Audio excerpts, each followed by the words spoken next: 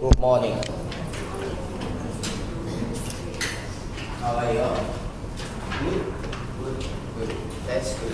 Alright. Okay, so coming to an end today. Alright. So just going to finish off a few more things. Okay. Where did we start? We talk about social responsibility.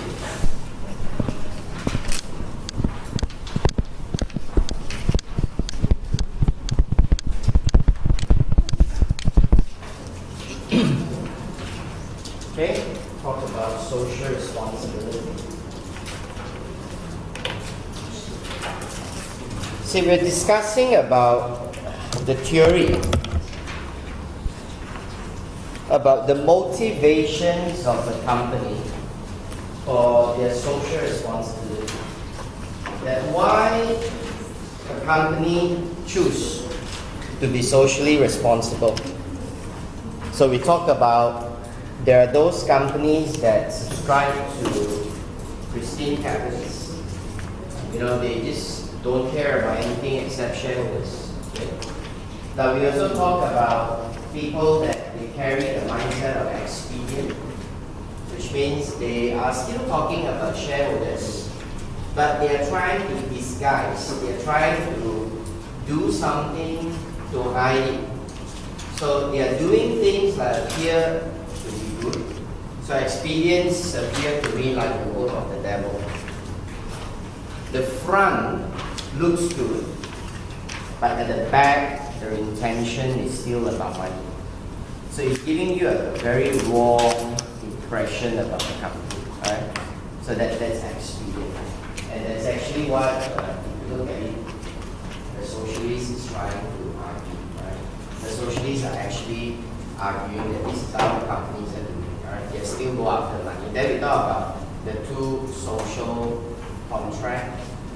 Right? And then one is a social contract, and the other one is what's the other one? Social ecologies. Yes. Okay. Sorry. All right. That talks about how you accept social responsibility because you have to. You have to. It's called a social contract. And social ecologies is they say we do it because it's part of our responsibility. Right? It's not because we are forced, but we're doing it willingly. Okay? But that's the four main positions that is more logical. Then it goes on with that socialists, feminists, and deep ecologists. Okay? Now I'm going to go to this word that the examiner likes to test on. Okay? He tested this twice after he introduced it in the syllabus. He called it strategic CSR versus CSR strategy. Strategic CSR versus CSR strategy. So we're actually doing English. Alright, you realize that that's actually English. So try to understand this from English. What's the difference between when people tell you that this is a strategic CSR and this is a CSR strategy? What is the difference? Anyone? Why is it so back today? Why is it so far back today? Very cold. Very cold. It's only the beginning. Right? Where is the Sleeping Beauty friend? It's not here. Okay? Oh. It's so bad. We have plants here on the Sunday. Actually, I don't like that as well. Okay. Now, so the strategic CSR and the CSR strategy, if you look at it, strategy simply refers to actions, the things that we do. That's called a strategy, right? That's why you have like marketing strategy, you have your sales strategy, you have business strategy. It's about things you do, okay? So give me an example of a CSR strategy. Just one example will do. If you're going to do something that's part of CSR strategy, what would you do? Just give me one simple strategy. Don't have to make it so difficult. What would you do that you think that action is CSR in nature? Sorry? Yeah, you can do a donation drive. Okay. For example, you start doing a donation drive. Okay, you do a donation drive. But that's a CSR strategy. You know, you can like organize a visits to the old folks home and show that you care about the old people. And then you say you care about the environment, you're going to go out there and plant 50,000 trees. You know, these are all CSR strategies.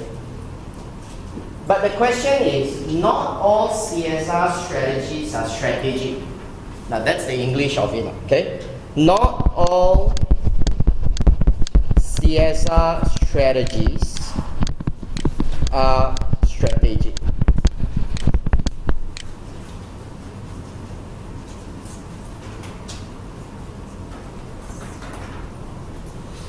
So what do you mean by not all CSR strategies are strategic? So when we say they are not strategic, what does the strategic here is trying to tell us? When they say it's not strategic, what's the meaning that it's trying to say? It's not strategic. Yeah, the strategic here means it doesn't fit you into a position that you're going to reap a lot of benefits from it. You're not going to gain a lot from it. You know? I mean, it's like, for example, I'm going to do a donation drive and get people to collect money for the victims of this, and so on. Okay? Or I get the students to come and do a blood donation so that we can get blood for the blood bank to save people. Okay? But after a while, who remembers them? You know, people will not know that, oh yeah, the blood comes from city flow. You know, you don't have a city flow chalk in the blood, and every time when the blood goes into your body, the palm will show city flow. Okay? And then, oh yeah, I got blood from city flow. You don't have that, you know. So it's just something that you do, and it will not be remembered. That's what we say. It will not be remembered. People will not even think of it. And it will never come back to your business. It will not add values to your business. Now that is why your CSR strategies are not strategic. So the question about being strategic is how it will enhance your value in the future. That strategic is about able to enhance value.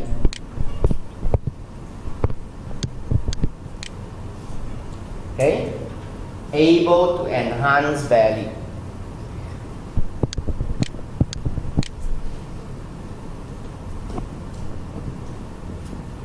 Okay? It will increase your growth.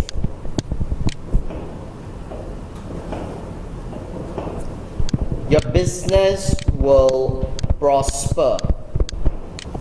You're going to build a reputation out of it that people will remember you.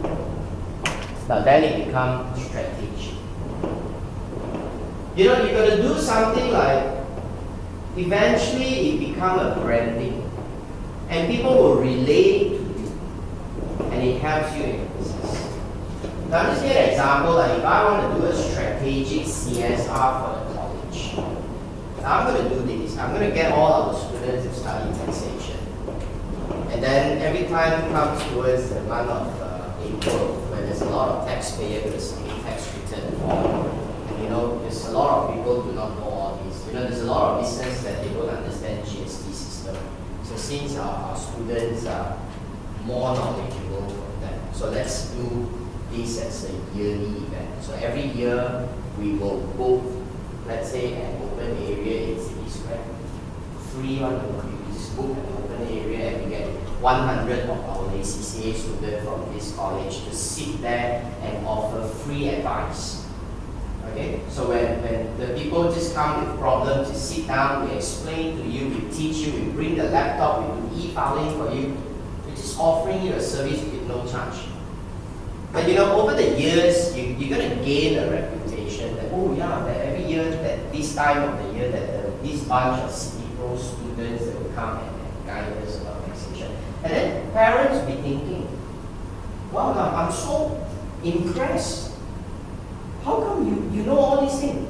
Then you're going to say, oh, that's because we study tax, we do ACCA, this is what we learn. And parents will probably think like, I can send my son to study, right?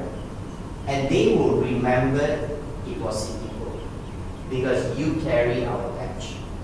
Well, we're doing all this for no charge. We're doing it for free. We're going to pay to rent the hall. We're probably going to give allowance to students, and we just give and give, but it will have a return. Many years to come, people will remember. Every year when there is a tax return day, the name of Citico pops up. If that's, you ask me, something that I'm going to do for CSR strategy that will bring benefits back to the college, I'll do it that way. But I won't be thinking of organizing visits to orphanage, blood donation drive, plant the tree. No one bothers. Have you ever seen the trees that they got a name tag on it? That they say planted by who? You've seen, right? Give me the name. I don't know. I know that there's a tree, that there's a tag, but I just don't know who. See, people will not remember you. Now, what's the point of doing things that people will not remember you? So that is what the examiner is trying to tell us. So if you want to do a CSR strategy that you benefit the shareholder, do it in the way that people will remember you. So that requires what? That requires a long-term plan. All right. So usually it becomes strategic because it might be able to. It got to be a long-term plan. You have to invest. You need to invest. We're talking about resources. That's why some of you are very smart. You know what? That man is going to bring me a lot of benefits. You know that benefits will only come when you earn his trust. So what do? You invest. You invest your time.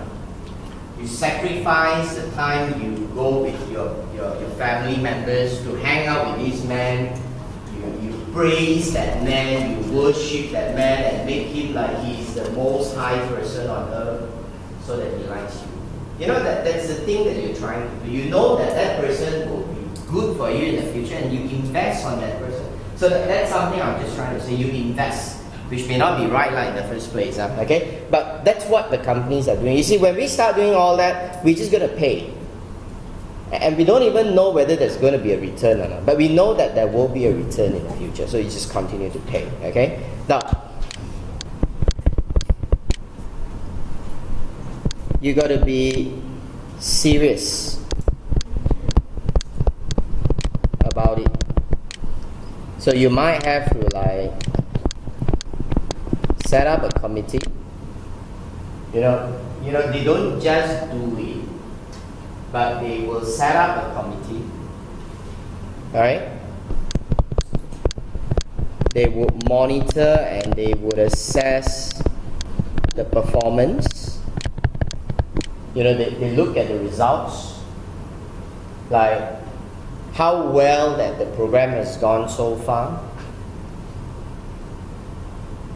Okay? You're going to ride on these people. Like, for example, whenever we help someone, we give them a contact form that they're going to give us their details. Okay? But we're not trying to hard sell. The best way to sell is not to hard sell. The best way to sell is don't buy. This is not really don't buy. You tell people don't buy, they won't buy. Right? Human is all like that, but we all use reverse psychology. It works better with reverse psychology. Now I teach you 10 ways to pass. It won't work. We should have a lecture one day and say, I'm going to teach you how to fail the exam. And come, let's do all this and you're definitely going to fail. Alright? Don't attend lecture. Don't come. Please don't come for the next class. Don't come. Miss it. Don't pay attention. Sleep. Play your phone. Play. That person will not play. See, funny. Human is all like that. You got to use the reverse tactic. So that's why we will have to collect all the information about these people. And we're not going to sell them. We're not going to call them and say, hey, you have a son. You want to study ACCA? No. Usually business will be in a smart way that they are just trying to tell you that we care about you. We care about you. How's your tax return? Is it okay? we follow up. Because, so all these will make people feel like, well, you're touching their life and you're devil. So this is a position you are appearing good, but you're not at the back. It's like, I want your money. It's just a matter of time. Please come to me. So that's what you're doing. You're never sincere. Honestly, you're never sincere. So that is what we call strategic CSR. You're just doing it for money, you're doing it for money. Okay. Now, so all this is how we see that something becomes strategic. So once it becomes strategic, it must be able to enhance value. It must be able to bring growth to business. It must be able to bring reputation. It must be able to make you make more money. But if you're able to link up all these things, then it's called strategic. In the example, I ask you, why is this strategy strategic? Why? Then you just look at it. Can it help you to make more money? Okay? Can it help you to sustain your business? If it's possible, then yes. If it's not, then cannot. Okay? Now, that's all about what is called strategic CSR and CSR strategy. Okay? Now, let's just move on a bit here to see this. If a company is to embark into CSR strategy, okay, what can it do? Okay? If a company is to embark in CSR strategy, what can it do? So what kind of things that the companies can do for CSR strategies? Now, one of the ways that we can see it in a more guided way or a summary of what you can do is the companies can pursue sustainability strategy. Okay? So one of the common values that we can pull all things together is we say company can pursue this thing called sustainability. Sustainability. Alright? What is sustainability? People say sustainability. What is that? Sustainability is about what? It's about life, right? It's about not dying. Okay? It's about not dying. Right? But there's a cycle of human, like we all die. And we still live as if we won't die. Oh, you realize that? Okay? You work so hard, right? You only go after money. So you only go after money. You know, Chinese got this saying called 5 happiness. That's why when you go to this the wedding banquet dinner, the first dish they always serve is called the 5 happiness. That thing with many dishes on the 5 dish, they call it the 5 happiness.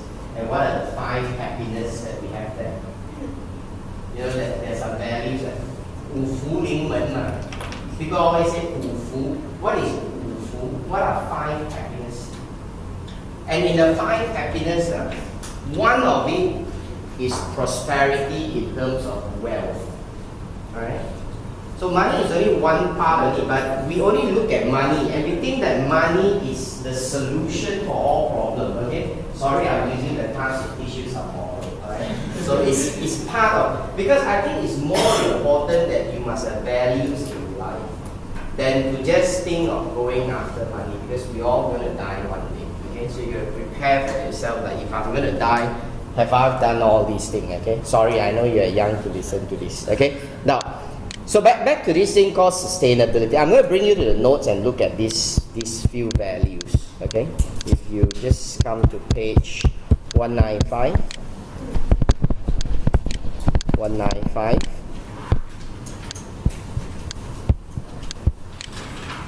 Okay? Because one day, if you're going to be leaders of corporations, and you might be very powerful. You know, companies got no values. It's the people. But the values of you will be embedded in the values of the company. So if you yourself is a bad guy, the company is going to go very, very bad. Okay? So that's why you must have the right values and bring out the true things. Okay. Now, see, the word sustainability is go with this term called sustainable development. Examiner has tested this meaning in the past. Define what is called sustainable development. Now, if you see the definition given here, it says that it's a development that meets the needs of the present without compromising the ability of the future generations to meet their own needs. Now that's what it says. You can meet your present needs, but you do not compromise the future generations to meet theirs. That's called sustainable development. Now I think it's easier to understand what is not sustainable. What is not sustainable?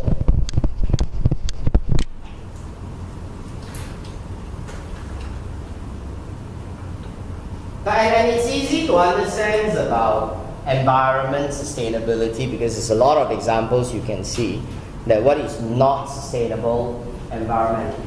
Okay? You know, like your petroleum is not sustainable because you know one day it's going to finish. Alright? Now, so that's why they call petroleum as what kind of energy? You know, we divide energy into two classes or two families. One is called renewable and one is called non-renewable. Okay? So they are telling you that this petroleum is non-renewable, it's going to finish. Okay? Now, but what's renewable? Give me an example of renewable energy. Wind, okay? Because it's always wind, alright? Then solar, hydro, that's what people say, these are all renewable resources, okay? So if we go into renewable energy, it's actually more sustainable. That's what they believe in, okay? So I'm going to teach you from the theory, alright? Because at the end of the day, no one knows whether this is the truth or not, okay? Now I will share a bit about what I think, okay? Now, let's talk about food. Okay, let's talk about food. Okay, so what is sustainable food? Sustainable food means the food source must be able to come. It's able to carry on and continue, and it's not going to finish. You know, example like if you eat fish, you don't catch fish from the ocean, right? Because when you start catching fish from the ocean, the fish they say will finish, right? So that it's not sustainable. So they say you should breed your own fish. So that's why people have this tilapia farm, you know, the Feijiaoyuan. Okay? That's an example of sustainable source. Have I told you about how you can prevent animals from going extinct? Did I say that to you last class? You know, tigers are extinct, right? Soon they say tigers are extinct and this and that. And we are trying so hard to make sure that these animals don't go extinct. Rhinoceros are going to extinct, okay? And we've been doing more and more, and the threat is growing greater and greater, and it's not helping, it's making things worse. Do you realize why? Now that's how I believe about how you want to prevent these animals from going extinct. You know, things goes extinct when it has no value. You realize that? When you have no value, people don't care about you. You're old, you're very, very old, you're very sick, and there's a young boy that is still young, and both of them we can save one. Who do you save? Exactly. You don't save the old one. You see what? The old one is going to die anyway, right? There's no value. Tigers got no economic value. What can you do if you have a tiger at home? Now I tell you, if you have a tiger at home, the next thing that will happen to you is the policeman will come and arrest you. And you got to go to jail for keeping an endangered species. Make sense, right? You're going to be jailed for having a tiger. So if one day, all of a sudden, you see a tiger at your home, let's say it's a small little tiger that you actually can still keep the tiger, will you dare to keep the tiger? No, you shoot and kill it. Because you say, oh, this is a tiger, I cannot have in my home. If the tiger is in my home, I'll be in trouble. Will you think that chicken ever extinct? Chicken. Talk about chicken extinct. And we eat chicken every day, you know. With the way you eat chicken, you eat more chickens than more tigers. But why chicken will never extinct?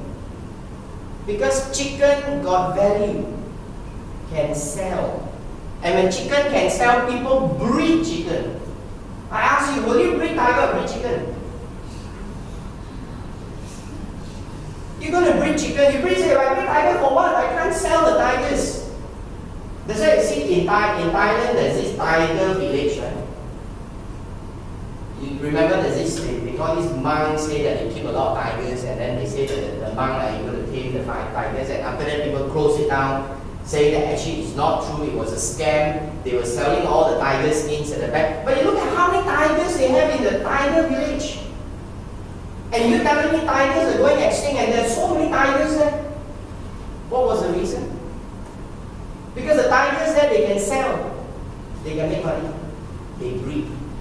You can't sell. So if I'm the government, if I want to make sure tigers don't extinct, right, I'm going to start promoting eating tiger meat. Let's open up a farm, give some tax incentive, breed tigers and you're going to get tax savings. You see lots of tigers. And then people say, oh, are you so cruel eating tigers? Are you not cruel eating chicken then? As though chicken die is not die and then tiger die is die. I mean, what's the difference if you're saying if you're eating chicken and you're not eating tigers? I mean, I'm just giving an example. So this is a problem with, I look at the way we manage things. That's why the way they manage is not right. So that's not the right thing. That's why the strategies never work. That's why tigers go extinct. Alright? Rhinoceros go extinct. Because you are doing the wrong thing. Alright? You tell people don't kill. End up you got lesser and lesser. You should just come out and say, kill, start killing. We do not want rhinoceros. Kill everything that you have. And then allow them to breed. Trust me. The power of money is so evil that it will make you do whatever you think you can't do. You realize or not? You just tell them you can breed tiger and sell. They say how difficult so they can breed. Humans are just marvelous in doing all that. Money is one thing that always forces you to do things you don't like. I always believe in that. You believe so? Huh? Money always forces you to do things you don't like. That's why people go to work without happiness. They are so forced to work. Every morning they wake up, I don't feel like working. I hate this job. But you still go. Alright? Money. So please remember that. Sorry, today is moral class. Alright?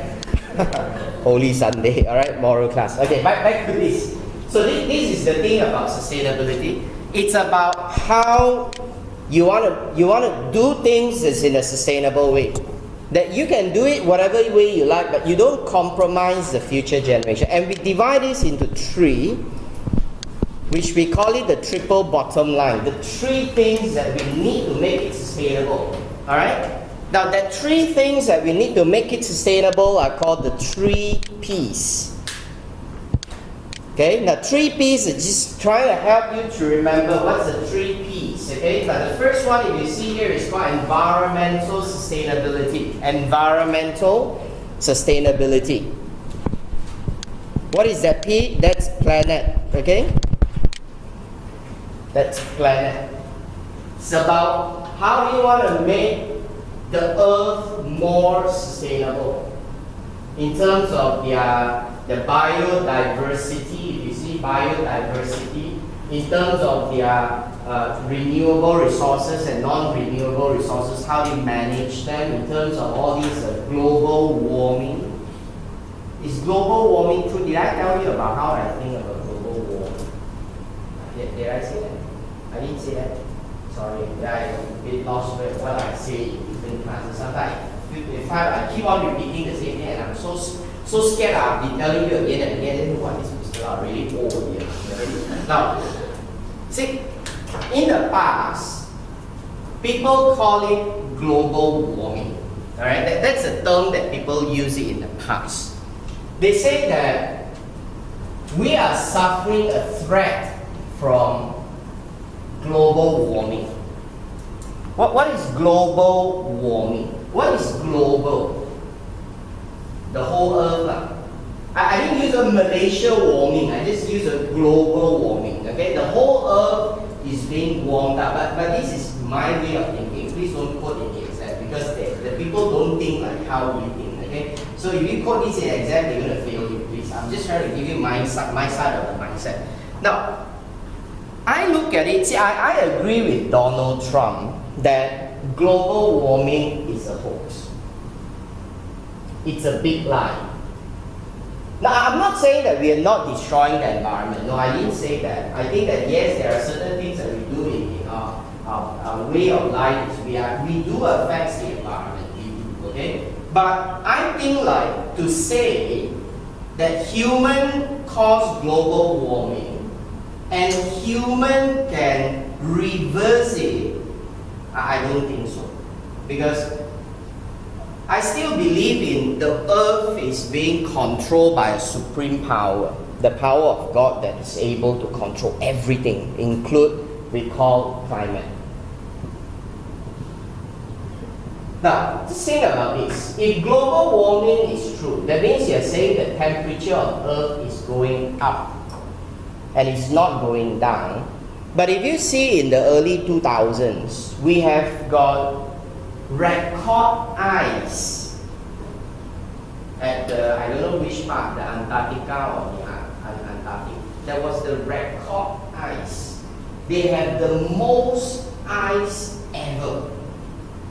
That already defines the logic. Because last time, we've been told that the earth is being microwaved and the ice is actually melting, right? Have you heard of the story people tell you that Singapore is going to disappear?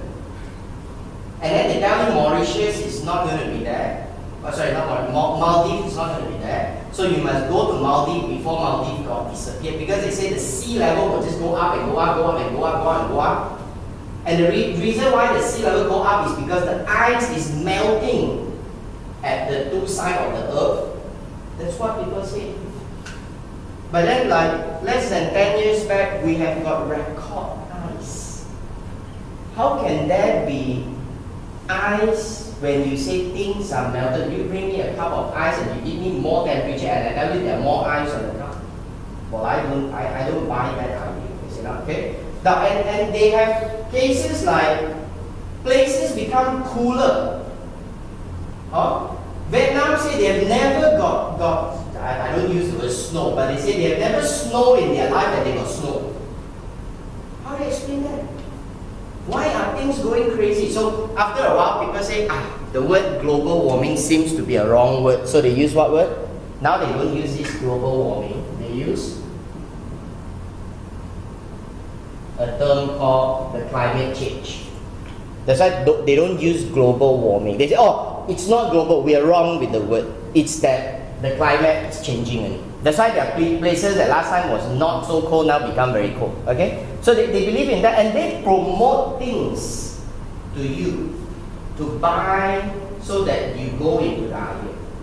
If I don't tell you about climate change, if I don't tell you about global warming, will you ever think about buying another car that is hybrid? You're going to say, what's wrong with using petrol? But now you say, we're going to go into hybrid car. And you see countries are going into that. China say what? They're going to phase out all the petrol car. And they're going to start having cars that must be at least hybrid or they run on battery. So those old cars got to go. And you will spend money. And people will have to buy. So I think that at the end of the day, these kind of strategies could be a very big lie that got people into it and believe it. And slowly people will do things because it's for money. Now that's my belief, okay?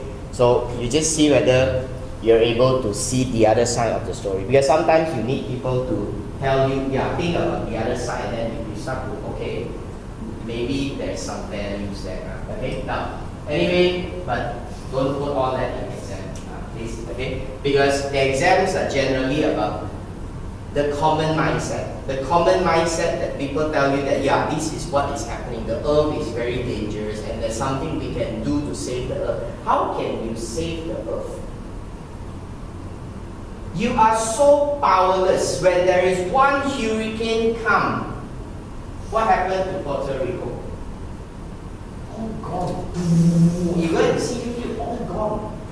If the earth need to be saved, it will just save by itself. It will just send a hurricane, send an earthquake, send a flood, and all gone. The human all die, you know? So you don't feel like, oh, I'm so great, I can save the earth. I don't think so. I think that this is a lie that they want you to spend money, so that this group of people who had the idea can make more money, okay? Now, anyway, that's my idea. But still, love the earth.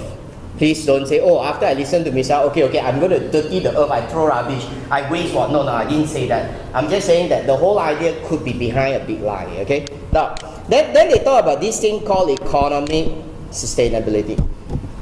Now, economic sustainability, it's basically about how you're going to make more money and how you're going to sustain. Okay, how you're going to sustain. So if you look at from company's perspective, right, economic sustainability is about what? It's about going concern. Economic sustainability is about going concern. So and going concern of the company, it's where you look at a small side. If you go even smaller, it's about the going concern of the individual. You know, you must get a job with monthly income. Then the company will survive with profit. With all the companies having profit, they pay taxes, the country will survive on its own. Now, if you see like cases where all these African nations where they suffered from hyperinflation. Have you heard of hyperinflation? Now, you've never experienced I never experienced hyperinflation, but I've got this opportunity to have a student from Africa who told me about what is hyperinflation. He said that today, you go to the store and you buy a loaf of bread, it was like 10 ringgit. You know, tomorrow morning you wake up, all the store sell the same bread for 50 ringgit. It's just like that. He said it's just like that. The price has gone up. And he said that the thing that surprised him the most is all the stores seems to know what price to sell. And they know how to adjust it. You can't get a store that's so stupid that it's still selling at 10 ringgit. No. They're so smart, like as though everyone is connected, pop, 50 ringgit. And I said, how are you going to get the money to buy all these? He said, it's because the government has no money. So the government start turning on their photostat machine and they photostat their own cash. So they get a bulk of physical papers and they give it to all their government servants. So the government servants got the chance to have all the money and they will take this money, go out and buy things. So what about the poor one? That's the people suffering. So those people, like, imagine you guys that you save up 100,000 ringgit account, and all of a sudden there's a hyperinflation. So what happened? Your 100,000 ringgit suddenly has no value, and you just got robbed off by the government. Okay, so that's an hyperinflation. That's because when the government become mismanaged. And how do they put an end to this situation? The only way to end the situation is to build back confidence, and people has lost confidence with your currency. So the only way to build back confidence is tell people you're going to use a currency that it has worth. So they switch back to the US dollar. But when you switch back to US dollar, how are you going to switch back to US dollar? So the government say, we're going to exchange your ringgit with US dollar, but the conversion ratio is 1,000 ringgit change 1 US dollar. So can you believe that?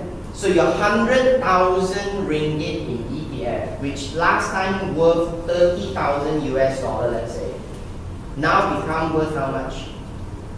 100 US dollar. 30,000 US dollar become 100 US dollar. So practically the government has robbed you, and that's hyperinflation. That's when things got mismanaged in the country. Now that's where economically you are not sustainable.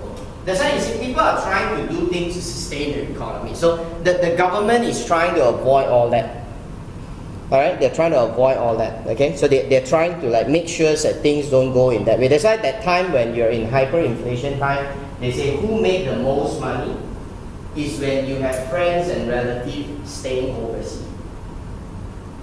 You just got to send the things back. For example, let's say I'm in US and you're in Africa. So I just send you 1 lorry of bread and you become so rich.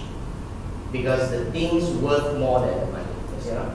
So that's what people like, suddenly there's a change. Okay? Now, anyway, that's about economic sustainability. It's about how the companies, the country is able to survive. Now, anyway, nothing big deal here. All companies are doing that. They are doing themselves to make sure that they are more profitable, they are more sustainable. Now, what about the last one? No, sorry, this is called profit. Sorry. Okay, the second P is called profit. The third P is people. People. Social means people. Now, what do you mean by people? We're talking about the quality of living. It's all about quality of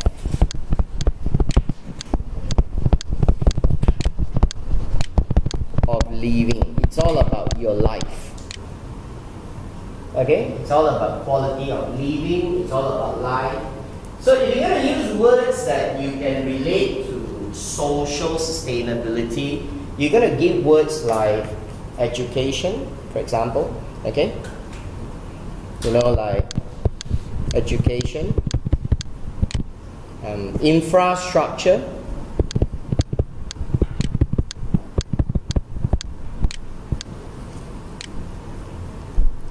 you know, your mortality rate,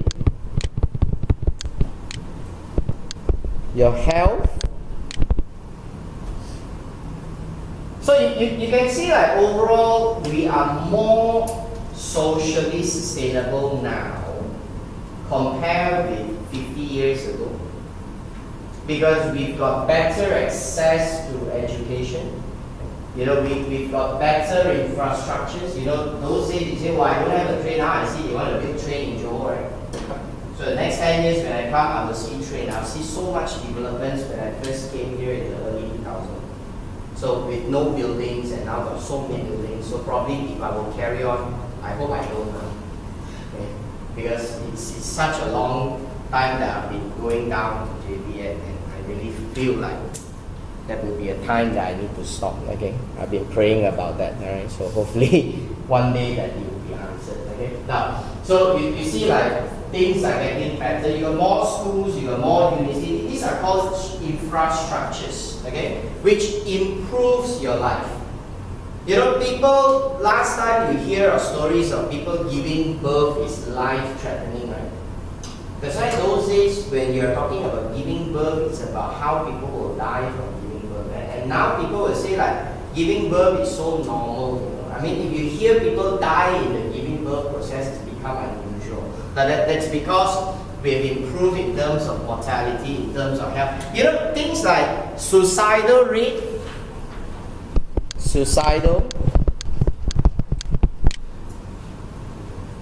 that's social. Can you tell me which country has the most suicidal rate? Do you know? Countries that got more people suicide. Oh, okay, never mind, just put it in detail. You think and see, countries that got more people suicide are coming from the rich country or the poor country? My goodness, you know that. Okay, let's think about the connection. If they are rich, then why they choose to die? It isn't the poor should die. The poor, oh, I'm so poor, my life is so terrible. But why the rich choose to end their life and not the poor? The high suicidal rates are countries like Lithuania from Europe, South Korea, Japan, alright? I think China is also one of the top lists there. Okay? So you see all the rich, you look at this Dr. Ko. Do you know Dr. Ko? Very famous skin specialist because of his advertisement. If you come to KL, you drive around the city, you're going to see all the big billboards, Dr. Cole, skin specialist. Everywhere he advertised about how to make you look beautiful from the outside. And the look beautiful from the outside will not last. Okay, always remember it will not last. Have you read about this joke about this lady who wrote in the newspaper and say, how do I marry a millionaire?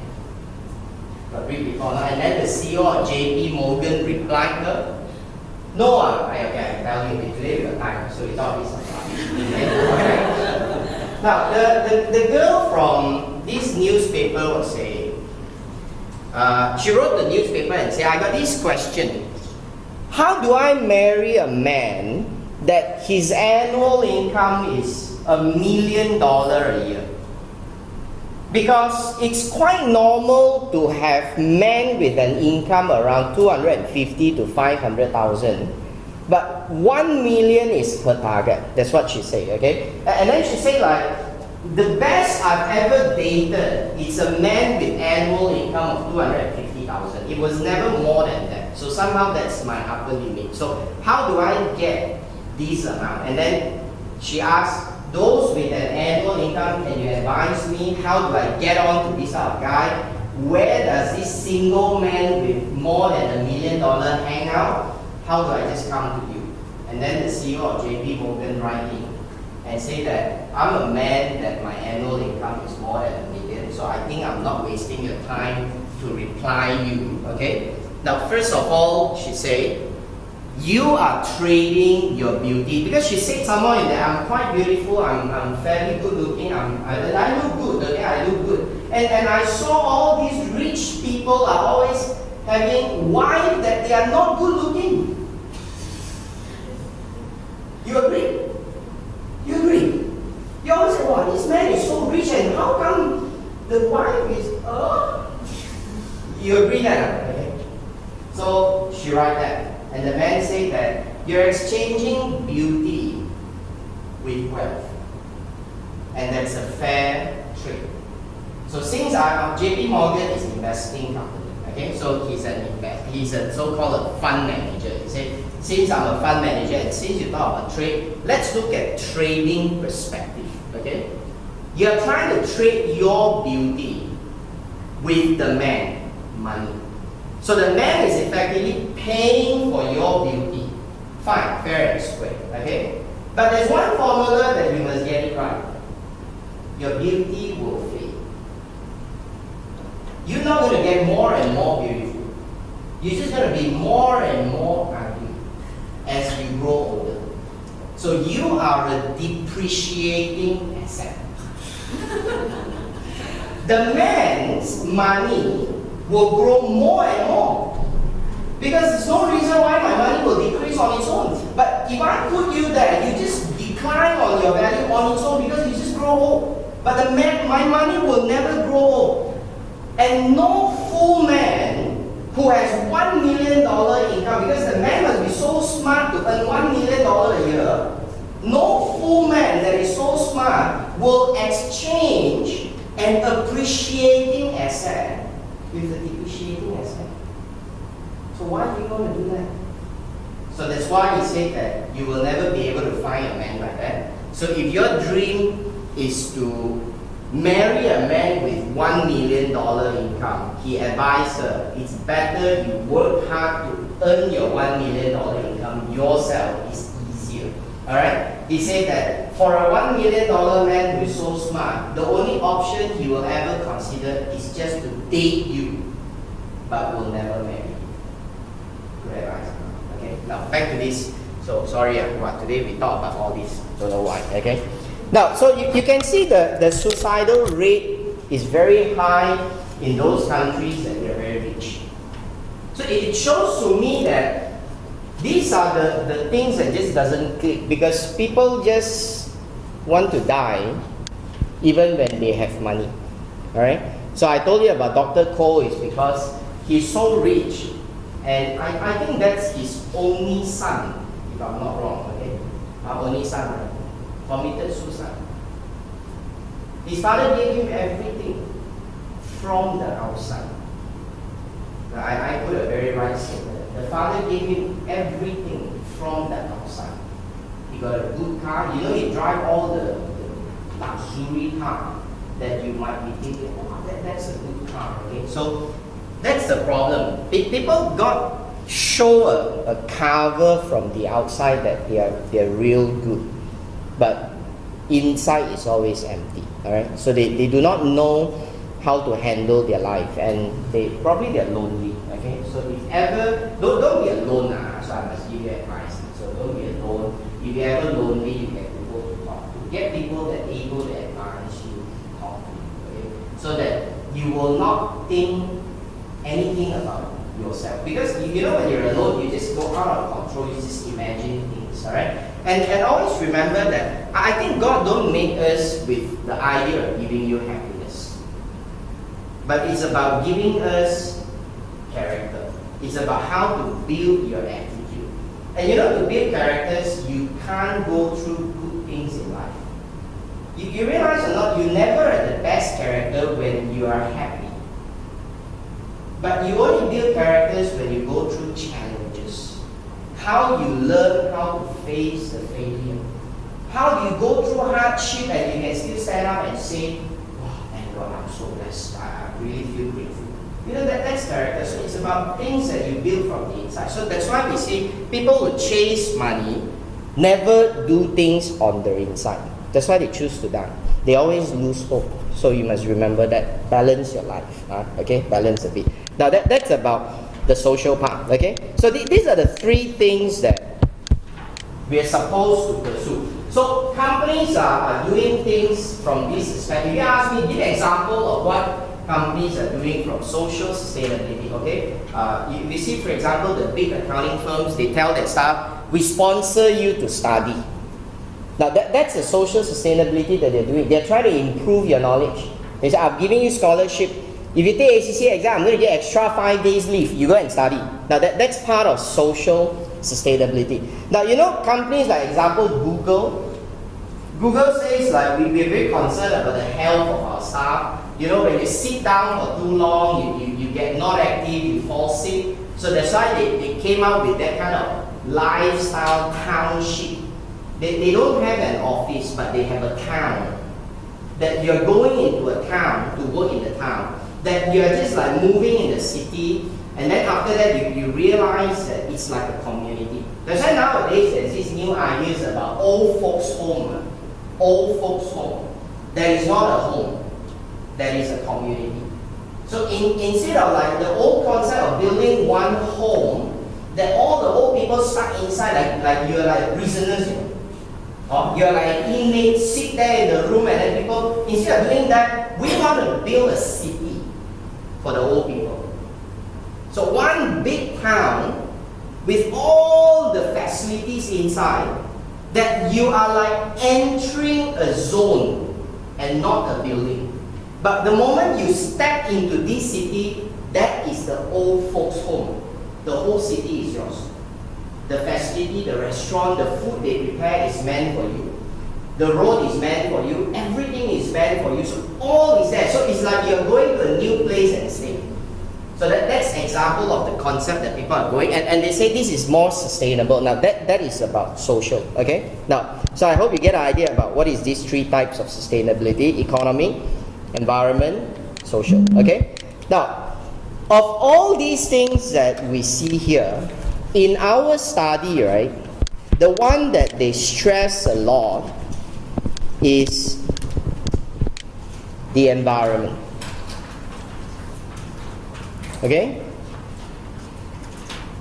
They're stressing a lot on the environmental side, about telling us how you should take care of the environment, what companies can do about taking care of the environment. Okay, now that's what they're stressing. Okay, so we're gonna go into that.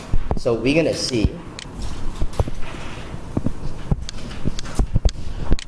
that we have economy, social, and environmental sustainability.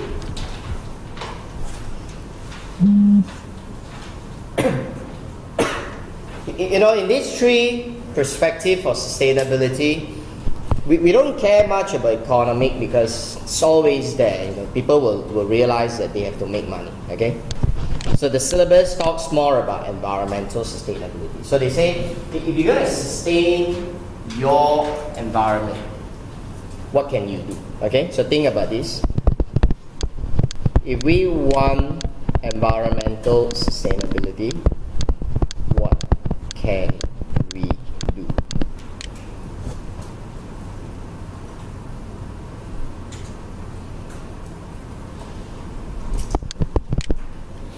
Now, so let's look from a more smaller context, okay? Now they say, first you got to show your commitment, all right? Show your commitment that you're going after all these things. Tell people that you're doing it. Don't do it quietly, because telling people is about getting support. Sometimes telling people is about how you remind yourself of what you want to do. You start telling people, from today onwards, I'm going to quit smoking. And I'm going to start exercising. I'm going to do that. You tell the whole world, and then until you don't do it, you feel so embarrassed of yourself, so you have no choice but you carry on doing it. You're going to tell people, all right, we're going to do that. So companies will announce their intention that we're going to start doing all that, okay? So what companies do is companies can consider, they can announce it by publishing reports. Okay, they publish reports. Now we have reports like what? Okay, in fact, some companies are trying to do all of the three by publishing a sustainability report. That there are companies that they only want to tell you about the environmental side. Well, because they have nothing to tell you about the social side, so they just say, okay, let's just tell about the environmental side. So they can just come up with a more exclusive report called the environmental report. And later we're going to see that we can go one step further when people talk about integrated report. All right, so we have all these kind of different reports over here.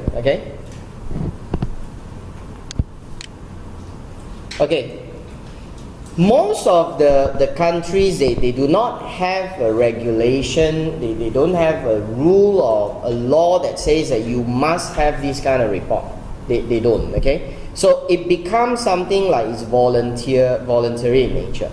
So those companies felt that they're ready and felt that they have this commitment, they want to let you know, then they decide to do it. But when you decide to do something which is not guided, which is not regulated, then there's always the questions of how would the report be? How would it look like? How would the report be and how would that look like? Okay? Now, so is there a framework for that report? Like financial statements, you got a formula, you got a format to follow. Now that's because the accounting standards is telling you like you must do it in that way, okay? But is there things like a sustainability standards that tell us, sustainability report must be in that way? The answer is no. We don't have something that tells us how the report is supposed to be. So it's pure voluntary, it's very, very flexible, okay? So it's usually voluntary, it's very flexible. There's always a danger of being flexible, right? Because once you don't have the standards, there's no way that we can benchmark with others. You're going to do it in a way that you present information in a very biased manner that make you looks good. That's what most companies are doing, okay? So you can't deny that they're just using all these as strategies to enhance their business, to tell you as though they're very good, okay? Now, so I'm going to show you this part of the note first, then I'll carry on with an example. So if you just come down to page 196.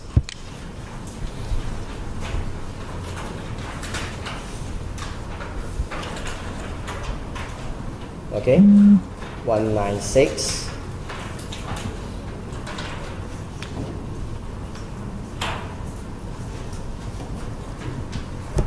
Okay? Now, see, we have this group of people that we call them GRI. So what's GRI, class? Like we say this, GRI is the Global Reporting Initiative. Okay? So what is GRI?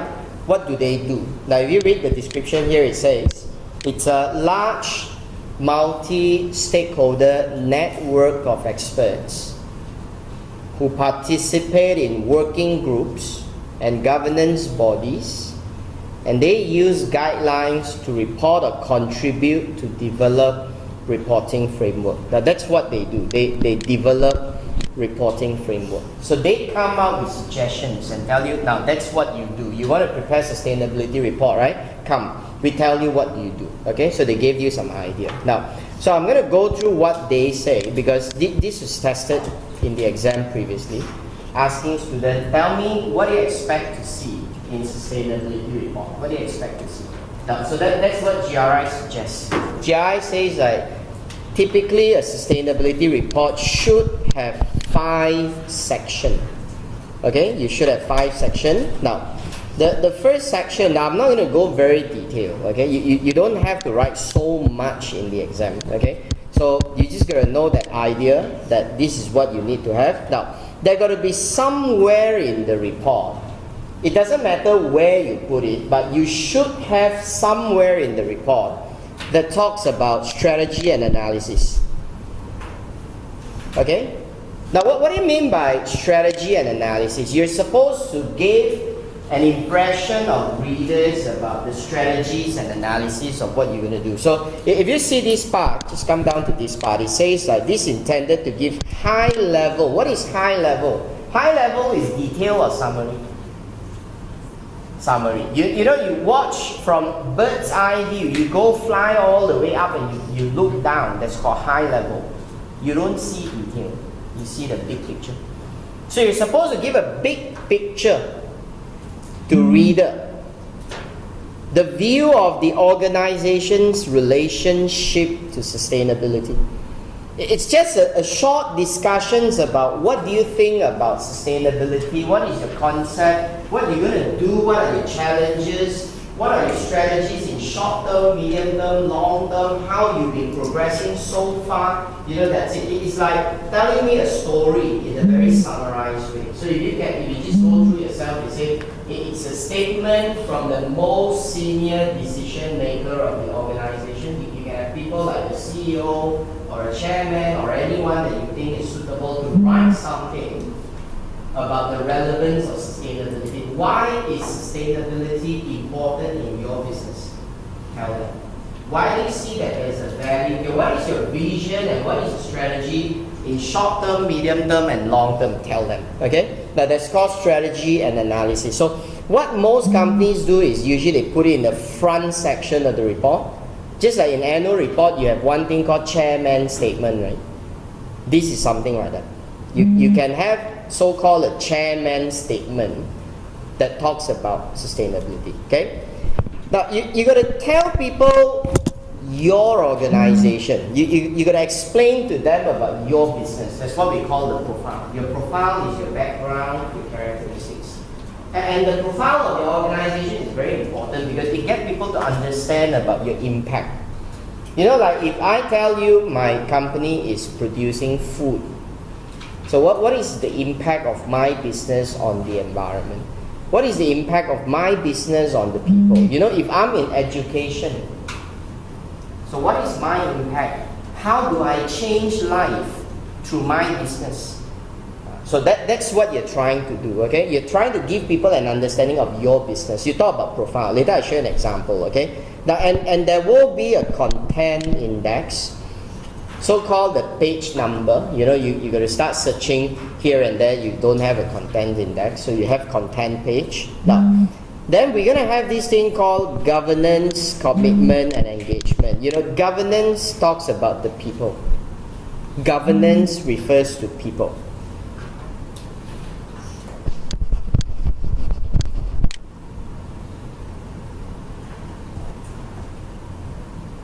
Okay? Governance is always about directors, right? People. So you're talking about example, do you have a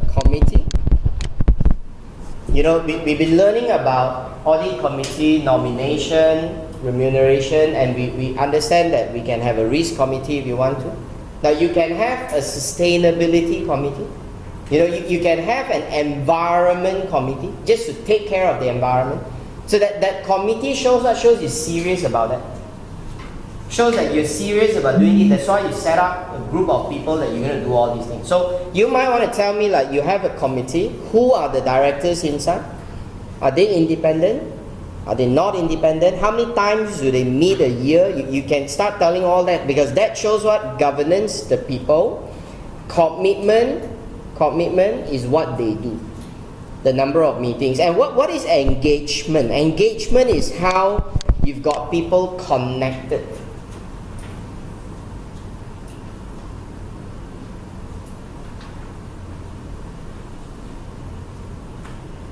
This guy, what's the name? Is it called Maxwell? Let me just Google this, whether that's what he say.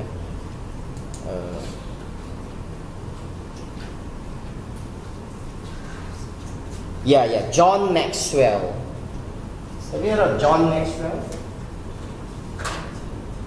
You've heard of this name? There must be a couple of theories you studied before in your ACCA that concerns John Maxwell. Okay, John Maxwell wrote a book, and he said everyone communicates, but very few connect. That's the title of the book. Okay, everyone communicates, but very few connect.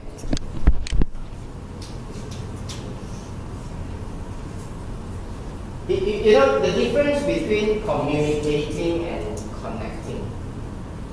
Connecting is how we got to put it in, and that you will have to remember it, and you will have to feel that you're part of it. That's called connecting. Okay, so I hope that I've been connecting with you and not communicating with you. Okay, so communicating means I'm here, like I just come in for a lecture and I just talk, and yes, you're there, and then you hear that I'm talking, but after that you go out, you don't know what happened. Okay, that's what people are communicating. This is like a family with the son playing the phone and the mom, blah, blah, blah, blah. The son, yeah.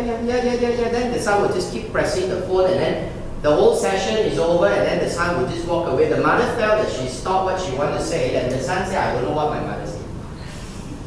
That's the problem with people, that they communicate and they don't connect. Alright, so I hope that you understand this is a very important thing. So we are talking about engagement.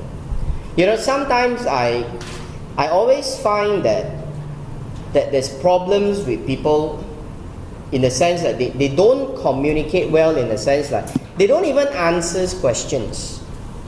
When I go to this AGM, sometimes I realize that shareholders are asking questions, and then the shareholder asks about A, and the chairman will talk about B.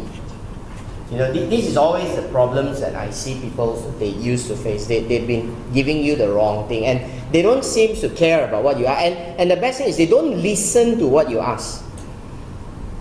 So they just get one, two, okay, so the answer. And there are times that people don't even give you a chance to ask. Before you even ask, okay, I know what you want to ask, I'm going to explain to you. Come on, I've not even said what I want to say. How do you know what am I going to ask? So this is always a problem with people are not engaging. So it's about engagement. So engagement here is about how the companies will give an opportunity to connect. There are people that they are giving out their contact numbers.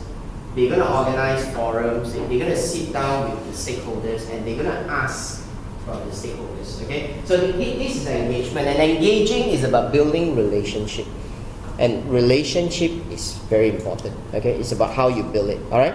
Now, and the last part in the report, right? The most important part is this. Not the most. The most comprehensive part is this: the management approach and the performance indicators. Because at the end of the day, you are supposed to tell how well you did.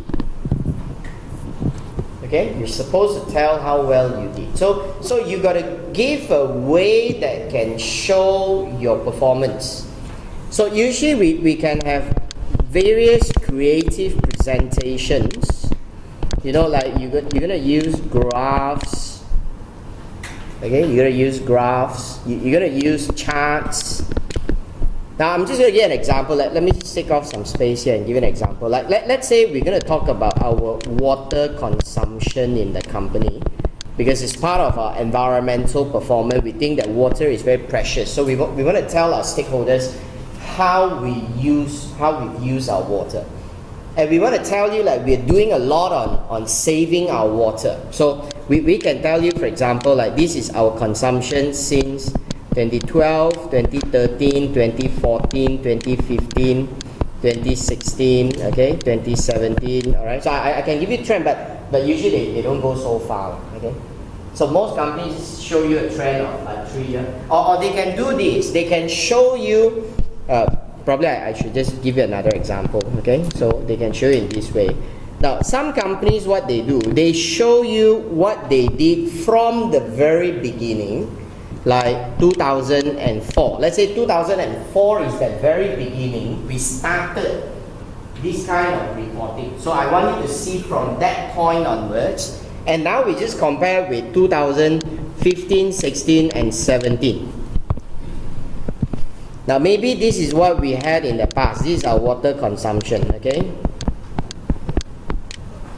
So it gives a trend of how well you perform since 2004 until today. That it has been on a downtrend, okay? Now, and maybe we even have like, this is the actual, and this is the target. Okay, or probably I should make it the other way. Let's say this is the actual and this is the target. So you see, this tells a couple of things from the graph, right? It tells that, okay, the trend shows that we've been consistently improving. And still, we are not that good, because in 2017, we actually target to have even lower consumption, but we didn't achieve it. Even though we are better than last year, but we fail our target. So that's how you can communicate. And you can even give them the ultimate aim of what you want to be in 2020. You can put in your target. You know, that's how we communicate performance. So it's not always a diagram. You know, things that can be in diagram, you can put in diagram. Things that you have to write, you have to describe them, you put them in essay. Now, but that's your approach and your performance indicator. Now, then you say, I'll pick up a sustainability report of a company, but I didn't see all the 5 things that you say here. Well, of course, because that's suggestions. You know, these are not like a rule that you must follow. It's just a suggestion. So companies may choose not to do it in that way. Can you see that? Okay? But if you follow, then at least you can claim that the way I've prepared the report is according to the framework given by GRI, which give you some credibility. That, oh yeah, GRI is a good thing. Okay? Now, I just want to like show this to you. Okay? So, hold on.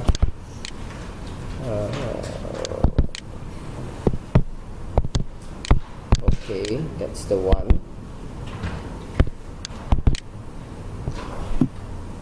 You know, Unilever has been voted as one of the best or the best corporate governance, okay, in UK, all right, listed in UK, all right.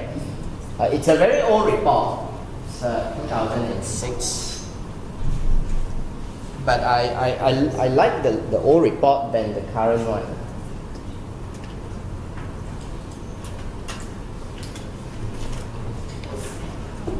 Because the old report shows us how they've got started, and you can see more things there. The present report is not so exciting because a lot of things have already been done.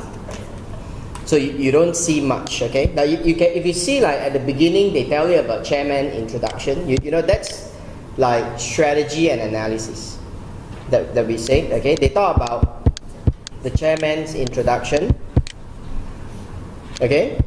And then they even have the CEO report. You know, these are the most senior people in the company writing about what they think about sustainability. And you see, they have put content somewhere in the report, like they tell you about different things. Okay?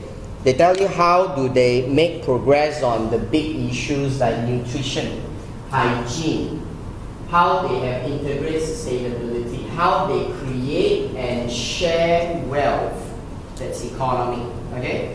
Things about environmental footprint, that's environment. So they cover different area. That's what they're doing, okay? Now, and then you see the content page goes down, then there's still performance. That's the performance. They measure performance in terms of consumer, customers, employees, and so on, okay? Now, and then you see they start off by giving you a picture about the business. You can say this is profound.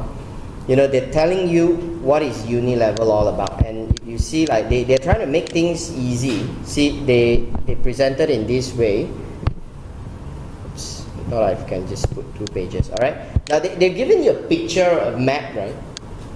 What map is this? Where is it? That's the map of China, right? Fair enough? That's China, and this is our peninsula, Malaysia, right? Alright, that's where Singapore is, right? No, this is America's map, okay? I hope that you didn't mix up, alright? Now, so they show you like this is the Americas, alright? That's the Europe side, you know, connected to the next page, the Europe, alright? Now that's where the Africa and Asia is, they combine it. Alright, they combine it, okay? Now they divided it into 3 main regions of places they serve on earth. And they are telling you, now you see example, this is how they tell you about the products that they sell. They say this is the 1 billion euro brand. You know, 1 billion euro is those brands that their sales are more than $1 billion euro a year. You know, you're talking about 2006. And you probably will say, oh, I know this brand. Obviously you know because their products are big. Those that they are here like Rexona, you should know, right? Cornetto, you should know, right? Dove, you should know, right? Sunsilk, you should know, right? Nors, you should know. Lux, you should know. So you probably didn't realize that these are the products that you've been using and it's actually by Unilever. Okay? So they're actually the same. So you're thinking about, oh, I like Dove. Dove is a better shampoo. I don't like Sunsilk. It's from the same company. Alright? So this is about their 1 billion euro brand. And if you see this, you see, this is how they indirectly tells you about their economic and their social performance.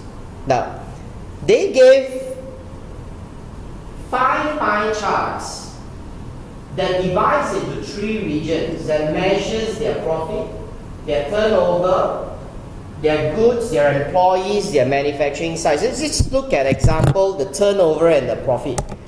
Where are most of the profits coming from? Profits. 40% come from the Americans. But how much turnover come from the Americans? 35.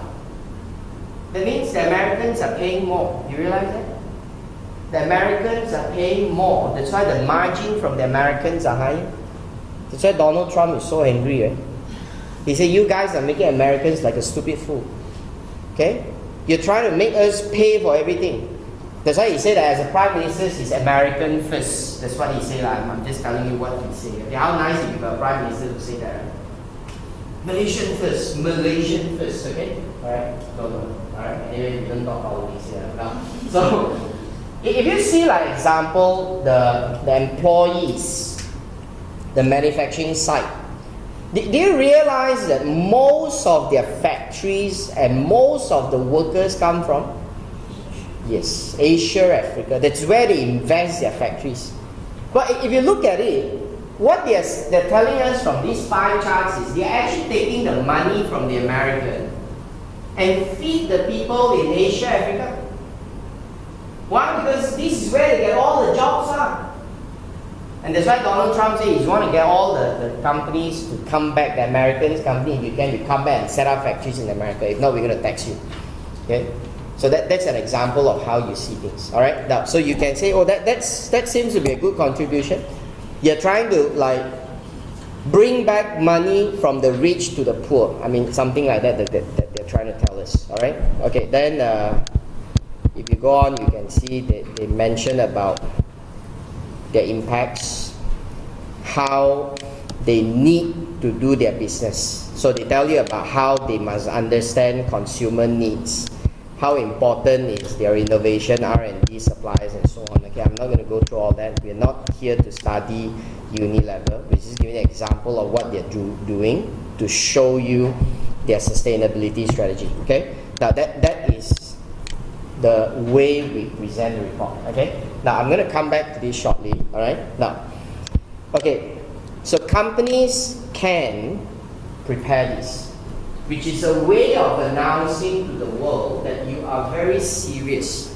That's why you're doing it. You know, once you started doing all that, you can't stop, right? You can't say, oh, I'm going to start publishing environmental report now, and then next year you're going to stop. People is going to say, hey, hello, what's wrong with the report? You know, you got to keep on doing it. That's where commitment comes in, because you got to hold on to your commitment, your belief. Okay. Now, so back to this. Now we're going to switch our focus back to environment. So the companies are trying to do more. I mean, in terms of syllabus, we're talking about environment as a key focus. So companies say that they want to do more about how they can take care of the environment. So what can they do? Okay, environment. Now let's look at it from a very focused area, very small area. Let's say if I have a company, alright, if I have a company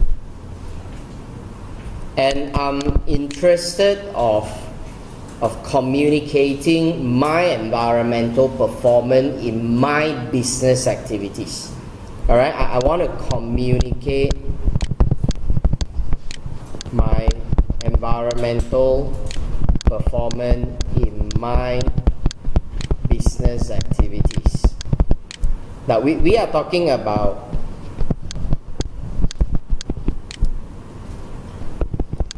your own environmental footprint. Okay? Alright? You're talking about your own environmental footprint. That's the word. Okay? So I need to go through this term with you because it's always asked in the exam. Footprint. Alright? If you can, then I just go up again and let me just use and explain about this word, then we come back. Alright? Footprint. You know what's a footprint, right?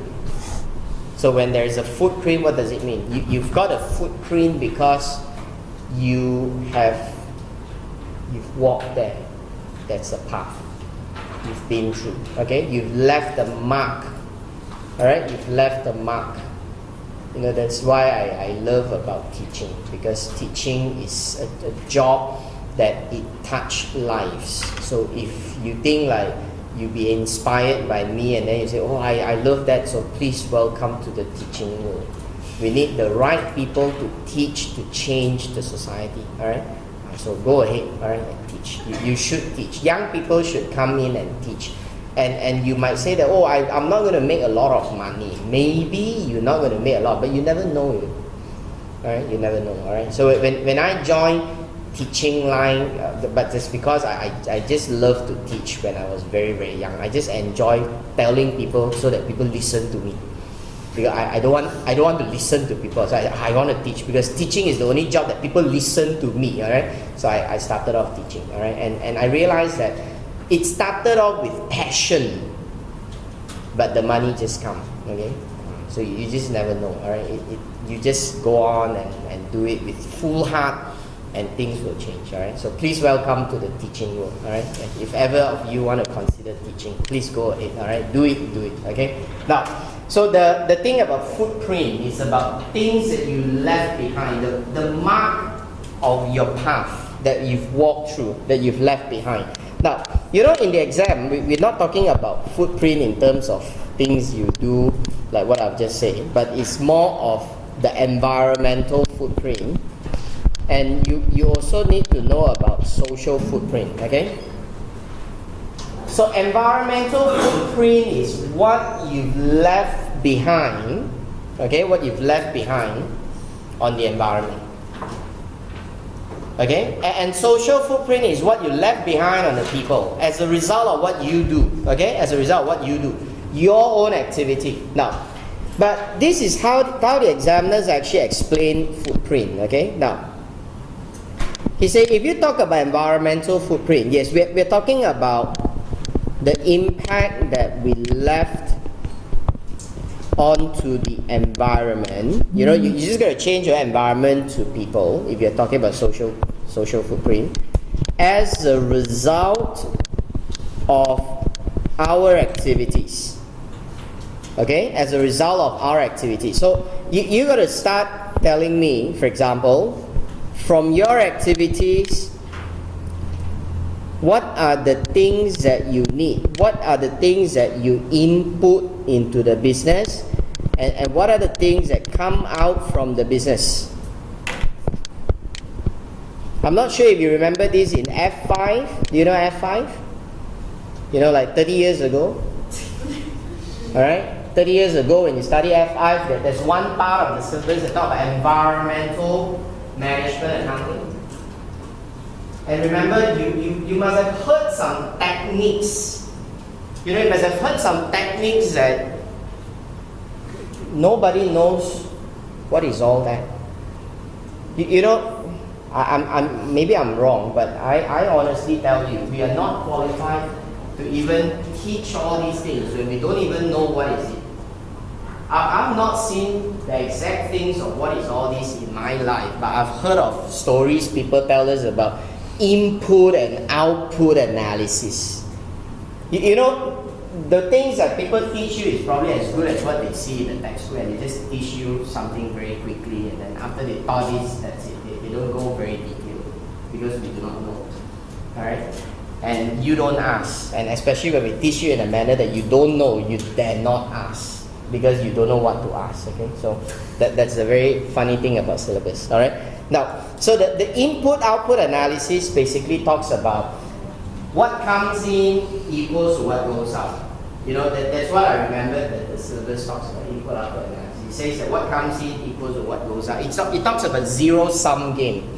It says like if you bring in 100 kilos of raw material, you should be having 100 kilos of output. So if not, something is wrong, okay? It's like telling you, like, if you eat 2 kilo of food, if you don't come up with 2 kilo of shit, then the 1.5 kilo of shit that come out, the 0.5 kilo become part of your body. So you gain weight.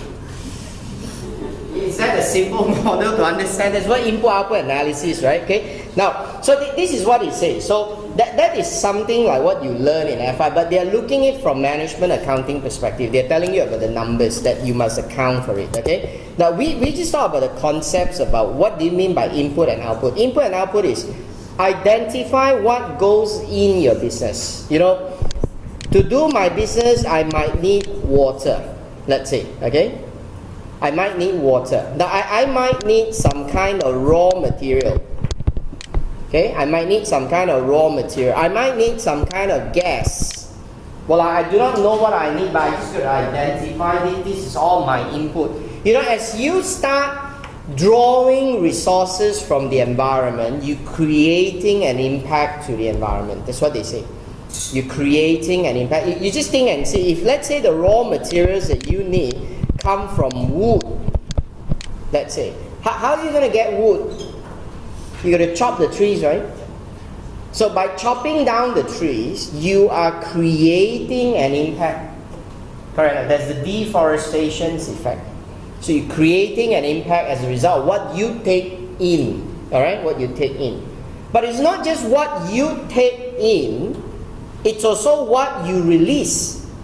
You know, as far as your business is concerned, besides coming out with your product, you might want to, like example, come out with the water. The water that comes in, the water comes out. You know, the water that goes into your body is this color. But the water that comes out, you know what I mean, right? So the same water that goes into the factory and the same water that comes out from the factory is different condition. The waters that come out has been polluted, has been contaminated, and you're going to release them back into the environment. So that's what we are saying, okay? So maybe you're going to start telling me, like, what kind of water? Is it hazardous? Is it toxical? All right? Now, so that's things that come out. So your waste, you know, the gas that you release, that's about measuring the environmental footprint. And most of the footprint on the environment are said to be negative. Negative in the sense like they are more harmful to the environment than they benefit the environment. That's what people are trying to tell you, okay? So in fact, most of the things we do are at the cost to the environment. There's nothing you do that really so-called your actions that you got. The moment you run the factory, everything is harmful, correct? No? So it's never benefit. So if you say, I'm going to talk about benefiting, okay, maybe you got to start planting trees. So you say, oh, I start planting trees. So planting trees is good for the environment. So that's what you think, okay? Now, so this is environment. Okay, social is probably more neutral because social you can see both aspects, okay? So social, it's about the impact that you've left on the people.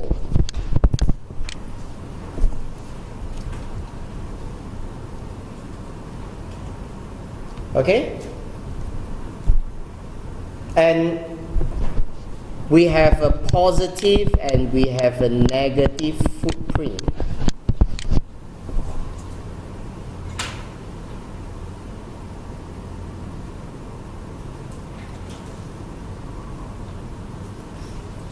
Okay, we have positive and we have negative footprint. Alright? Now this positive and negative footprint talks about things that you do that benefit the people. Things that you do that is bad for the people. Okay?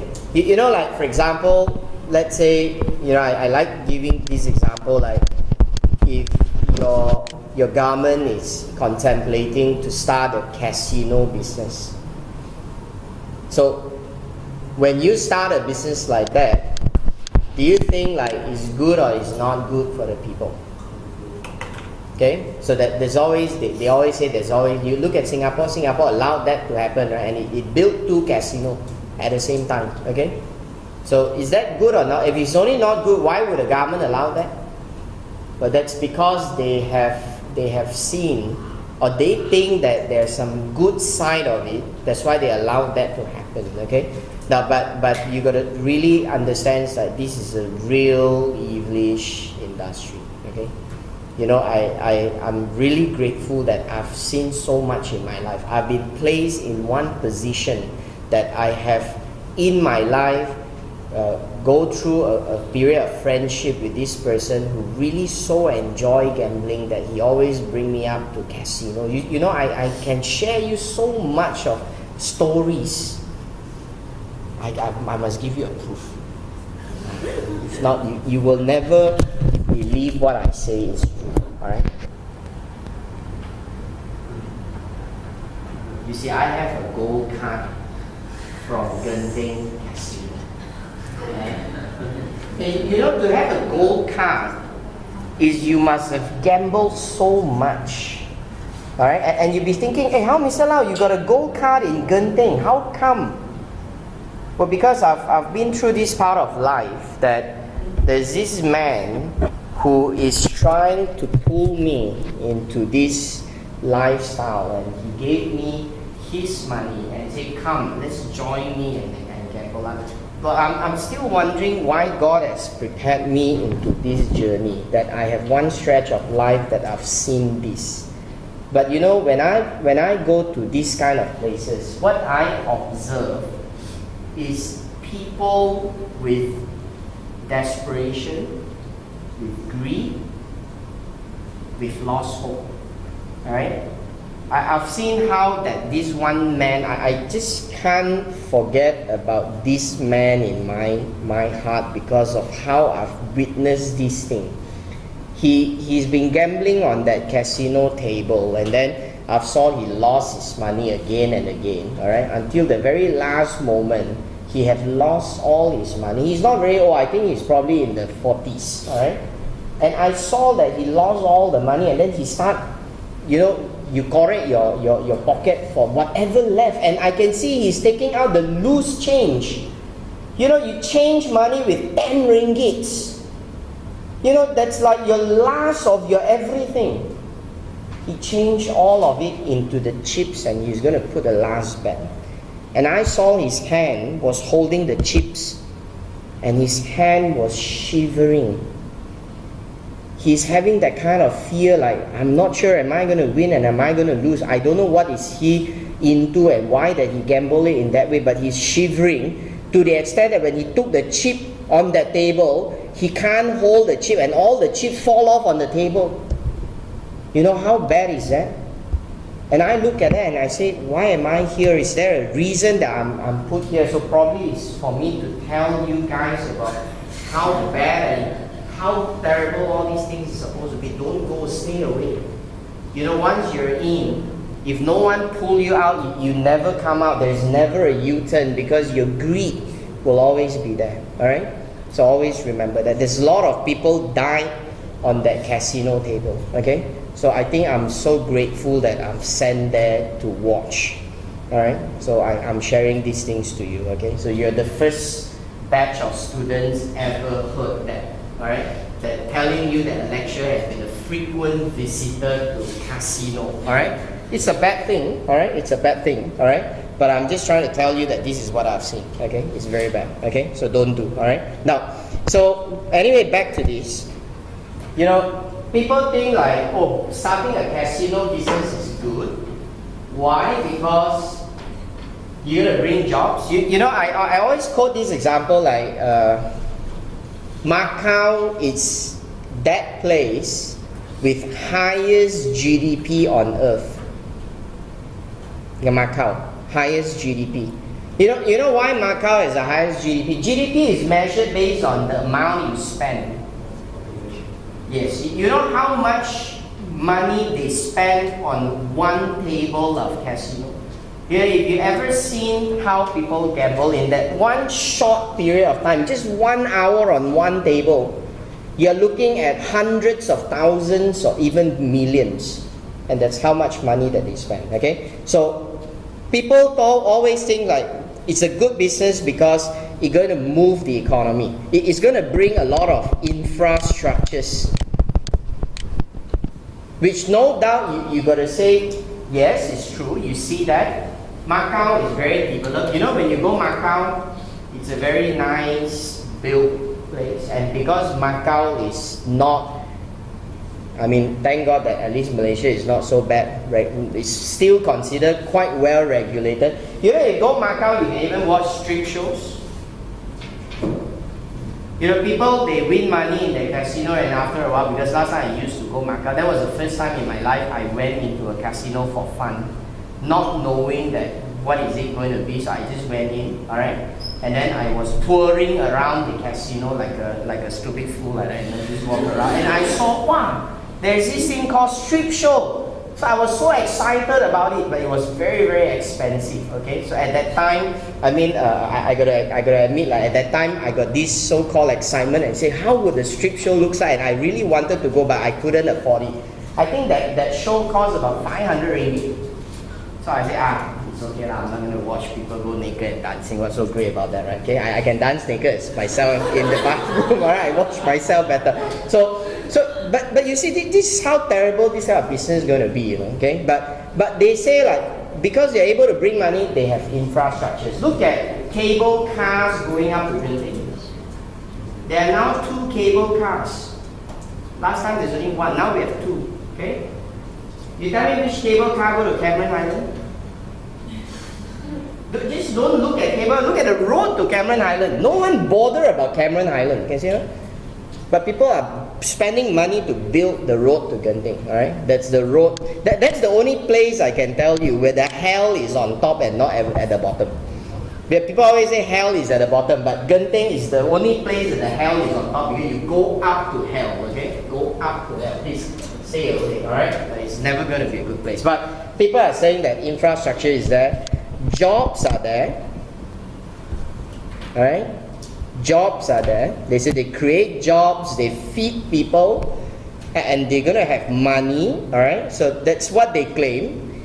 And obviously businesses going to get taxes which will help the country, okay, so-called. Now, but really it's not a good thing because it brings a lot of negative impacts on the people. Like what? Crime, alright, crime. You know, casino is used to be a place where people can do money laundering. So a lot of that's why when China started to crack down in their corruption and their money laundering, Macau business is dropped. No one dared to gamble. You know, when you gamble, it's a very easy form of washing money. Why? Because how are you going to prove to people that the money come from? Where does your money come from? If I tell you I got 1 million cash, where did your money come from? How are you going to explain that? Are you going to say, oh, I bought a lottery ticket and I win? Where's the lottery ticket? Well, it's very hard for you to buy a lottery ticket because you know that the numbers that you want may not open. But it's easier if you just say that, oh, I win that money over the casino table. And then the casino have my record of my winnings through the exchange of the chips. There's a lot of casino are helping all these bad people to wash and launder their money.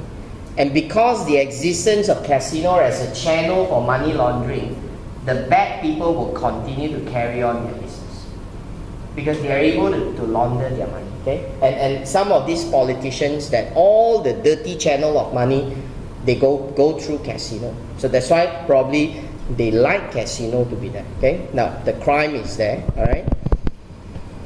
Now you know that this is a vice. You know, when you go through this kind of very immoral activities, you're going to have a lot of problems where people have, for example, they have breakup in relationship. Okay? You know, how family fail as a result of all this when they have no money, alright? That's why when you want to go choose your life partner, you know, people always say go for the 5 C's, right? Look at the cash, look at the car. Now, can I just tell you, don't look at the cash, but look at the cash management. Not the cash they have, but the way they manage the cash. Alright? There are people who have lots of cash, but at the end they still lost everything. They got nothing left because they do not know how to manage. Okay? Now, so you're going to see people having breakups in relationship. They have family breakdown, and you have all the broken families. You see, children are all affected. And that's why children are going into all the settings. And that's the reason why people commit suicide. Right? Okay? Now,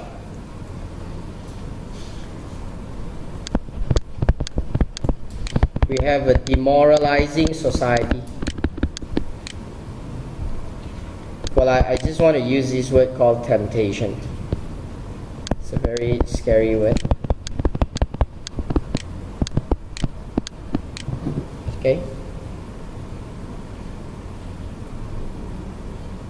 You know, you go to places like this and you're going to see prostitutes, lots of them.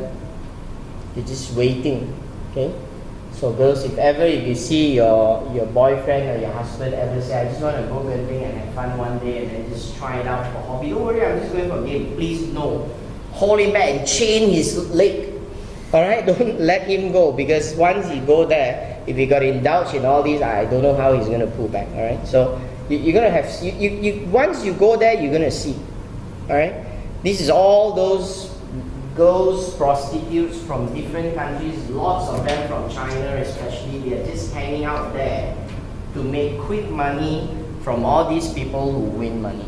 Alright? And you know that when they start enjoying these kind of lustful things in their life, and then they just want to go on and again and again and again. Okay? So you're going to get a very demoralized society. So that's a very, very bad thing. Okay? So it's always a no. So I don't have this effect. That's why when Genting shares start to collapse, you know, Genting shares drop to 5 ringgit 20 cents. And a lot of people are telling me, oh, that's a good buy. That's a good buy. The price of the shares is so cheap. You know, next time it's going to go up. It might be 7 ringgit, 8 ringgit. Yeah, it might be true, but I won't buy the share. Because it's never part of the ethical moral of me to support a business like that. So always remember that, huh? Okay? Hold on to your commitment. Say no. Alright? Now, so sorry, just come back to this. Okay? Hope you don't mind I say more on all this. Today got time.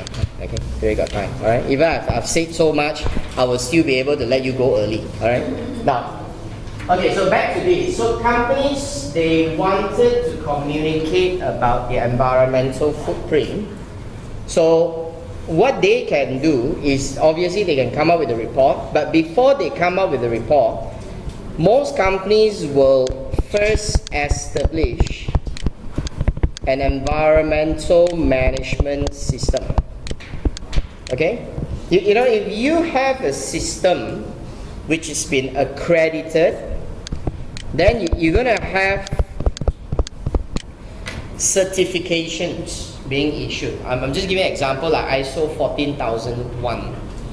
Okay, that's one certifications that they have on environment. You know, ISO come up with so many standards. They even have ISOs on bribery, corruption, alright, which I can't remember what's the number, but they have one on corruption that they just introduced recently, which is meant for public sector. So if a public sector is trying to claim that they are clean, that they are not corrupted, then they should go for that ISO. Alright, that's what they say. So they say if you have that kind of ISO, you are not that corrupted. Okay, so that's what they believe in. Alright, now anyway, come back to this. So you're going to start with an environmental management system. Now I'm going to bring you to my notes here. Now there's a lot of things we can discuss, but we only need a very short overview of EMS. Can you just come to page 200?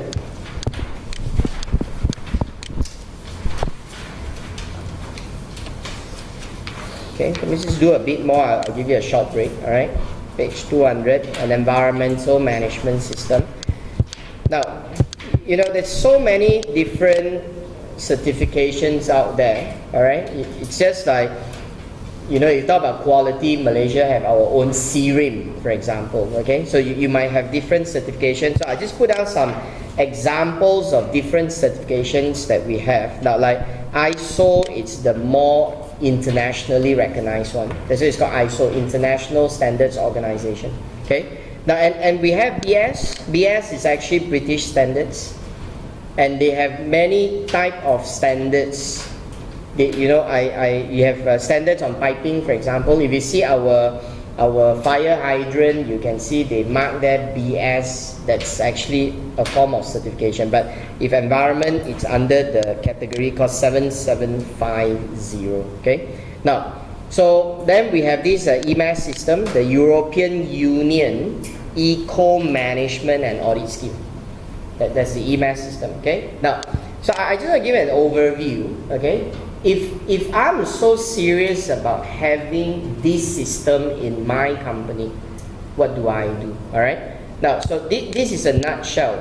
Okay, just a nutshell. So if you come to page 203, now that's a much bigger nut. It's still a nut, but it's a much bigger nut. Okay. So it's just giving you a more detailed flows of what you got to do if you are interested in getting ISO 14001. Okay, last time I used to have a more detailed, like 5-6 pages of notes of what you do in each of the stage, but I decided you don't need so much, so I've taken out from the notes, okay? Because the more you have, it's not necessarily a good thing, okay?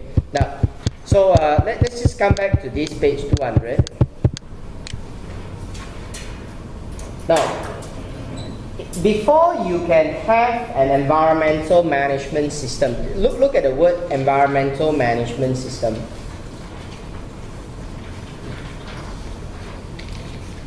It's a system that helps you to manage your environmental footprint. That's environmental management system. A system that helps you to manage your environmental footprint. Okay?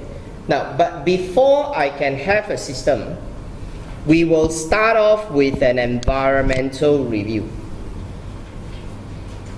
Now, an environmental review, it's about knowing about yourself, have awareness, like know your activities. You know, you got to know what you're doing. You just start with your family at home, okay? If you say, I'm going to start an environmental management system at my home, you don't need a certification, but you can have a system. You say, okay, let's look at, we're going to do something on water.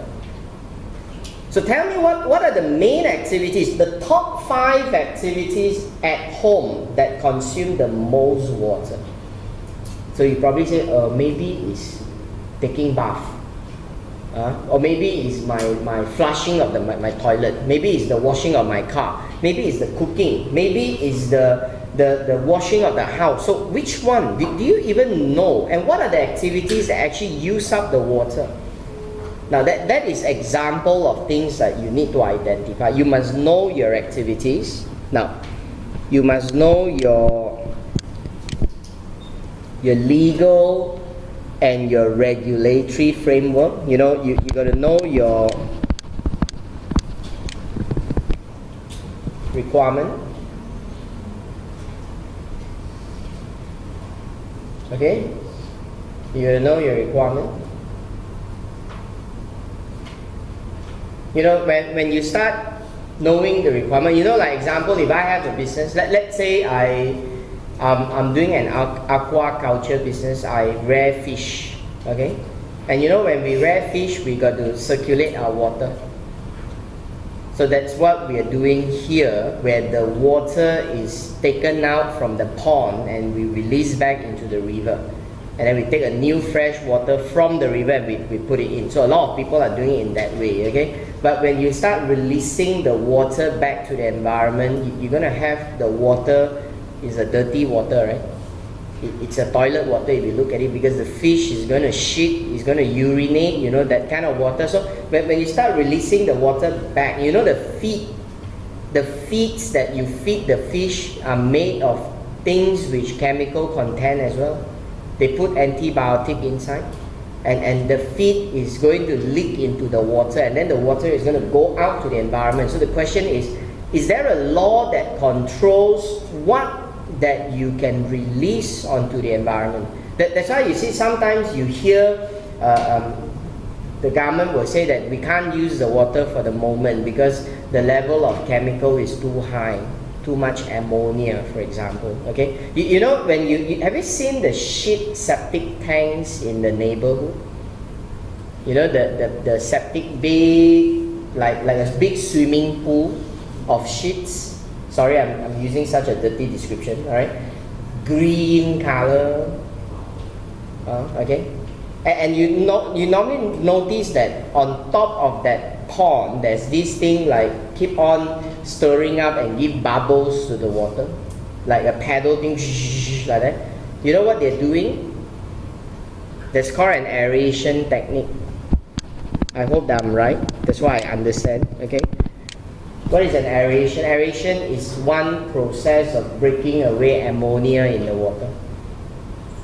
Okay. You know, ammonia. You realize that when you urinate in the toilet, you just don't flush. You keep until the next morning. Okay? What will happen? You got a smell, right? Yeah, that's where the level of ammonia is very high. Alright? Now, and if you want to release off the ammonia, let's say you don't want to flush the water, you're just going to leave that there, what you're going to do is you're just going to give aeration. Aeration is to pump air. So you're just going to take a chopstick and you just go to the toilet bowl there and then you just stir the water. You just do it for 1 hour and see, and then the smell is gone. Okay, I'm talking about science now.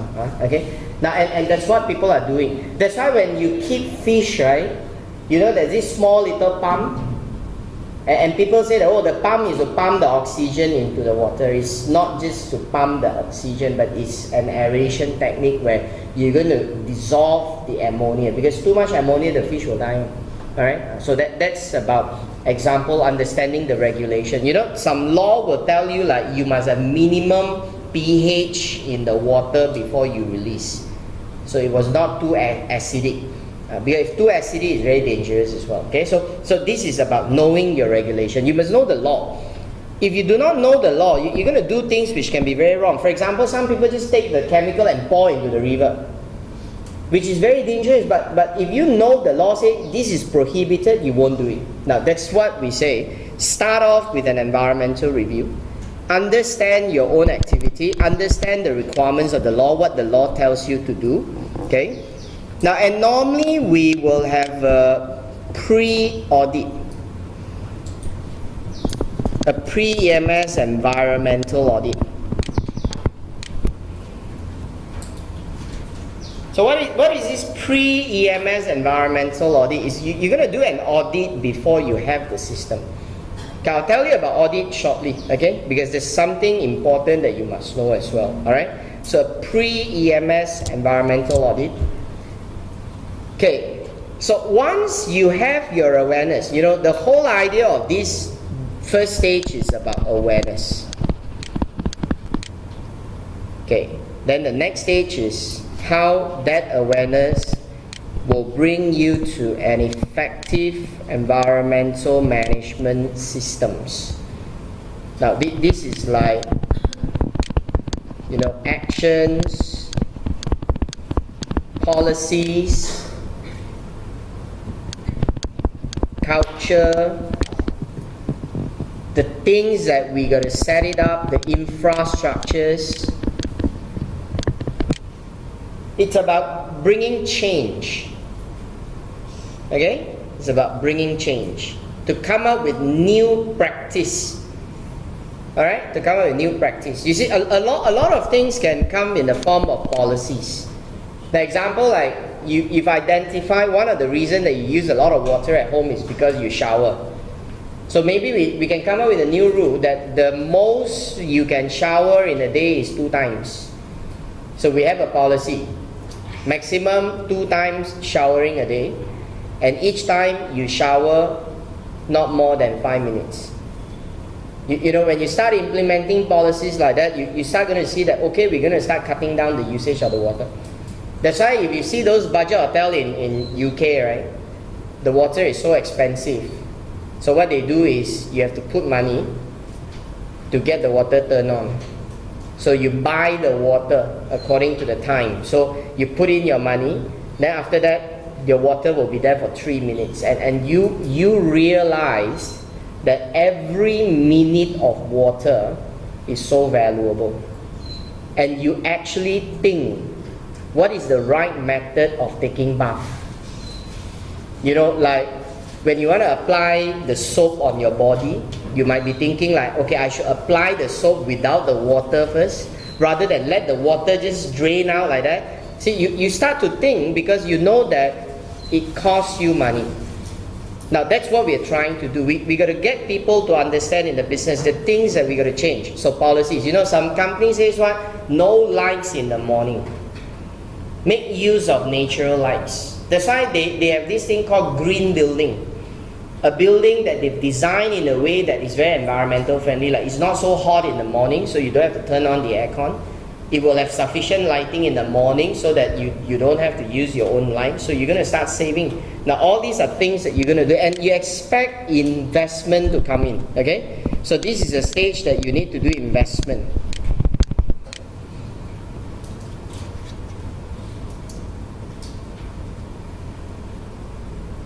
Just take simple things like The water tap. You know, there's some water tap design is not so environmental friendly. You know, our college one is not environmental friendly. Right? You turn on only, wow, the water gush out, like that one can help us to put off the fire. Alright? So huge, the water pressure come up like that.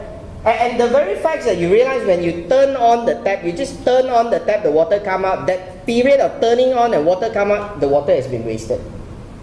Even that half a second, there's already water being wasted. And when you turn off the tap again, and the water also been wasted. And not only that, the turning on and off the tap got hygiene problem. Because probably that person would have urinated with the urine, you know, but urine is clean, you must understand. Okay? But I'm not saying clean in the sense that please take and drink it. Okay? It's sterile, I should say it's sterile. It's bacteria free. But of course later the bacteria will start to manifest and grow there. Okay? But you know, you might have people who probably have touched on the urine or the shit on the hand, and then they go and turn on the tap and leak some trays there, leave some tray, and then you go and turn it on, then you take the trays back. You know, you might have this sort of thing. So the best way is what? Contactless. And that's the reason why we change into sensor. That you don't even touch your hand on the tap. And it's better because you only put the hand down, the water come out, there's no wastage in the water. You're going to change things. Okay? And you see the way the water come out is like mist. And I really hate this sort of tap because it really don't feel like washing hands. You know? And you get so frustrated that you say, I better don't wash. That's it. You see, we achieved the objective. Better you don't wash. Because you save water. Now, so that's what we're saying. You've got to start doing things to change into a new system that will help you to improve in your environmental footprint. So all that is things that you're going to do, which is the second step. Now, and then, once you start implemented, you know, once you've implemented all these, you've got to ask yourself, do you see results? Do you grow and do you improve from environmental point of view? You know, the only way can tell you whether you see results or not is you measure it. Now, that's where you're going to do an environmental audit. Now, that's something that we got to understand deeper, okay? That's in the syllabus. Now, and usually that's optional things which really depends on the EMS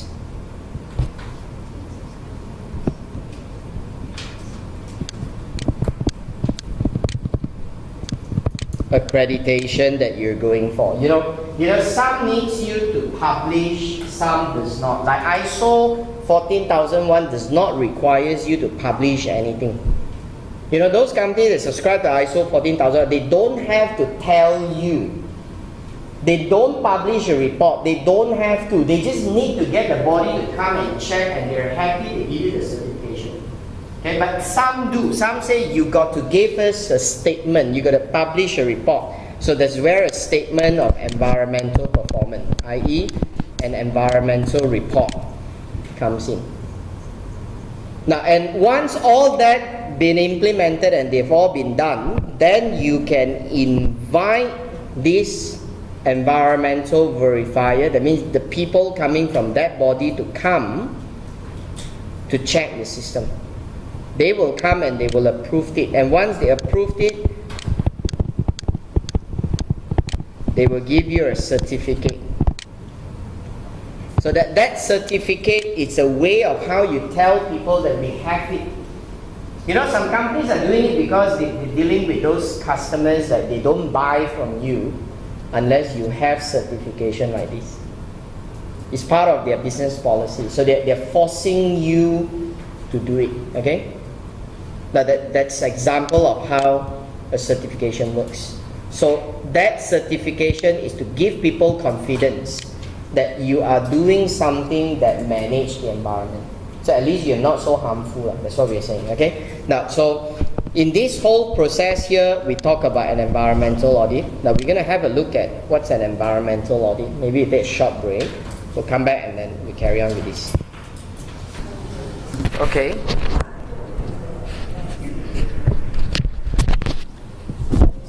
Now we're gonna come back to this part to look at this thing called environmental audit.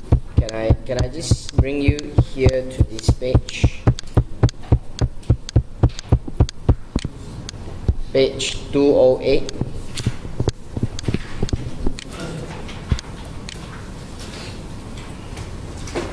Now, you see, your examiner always put these two things together: environmental reporting and environmental auditing.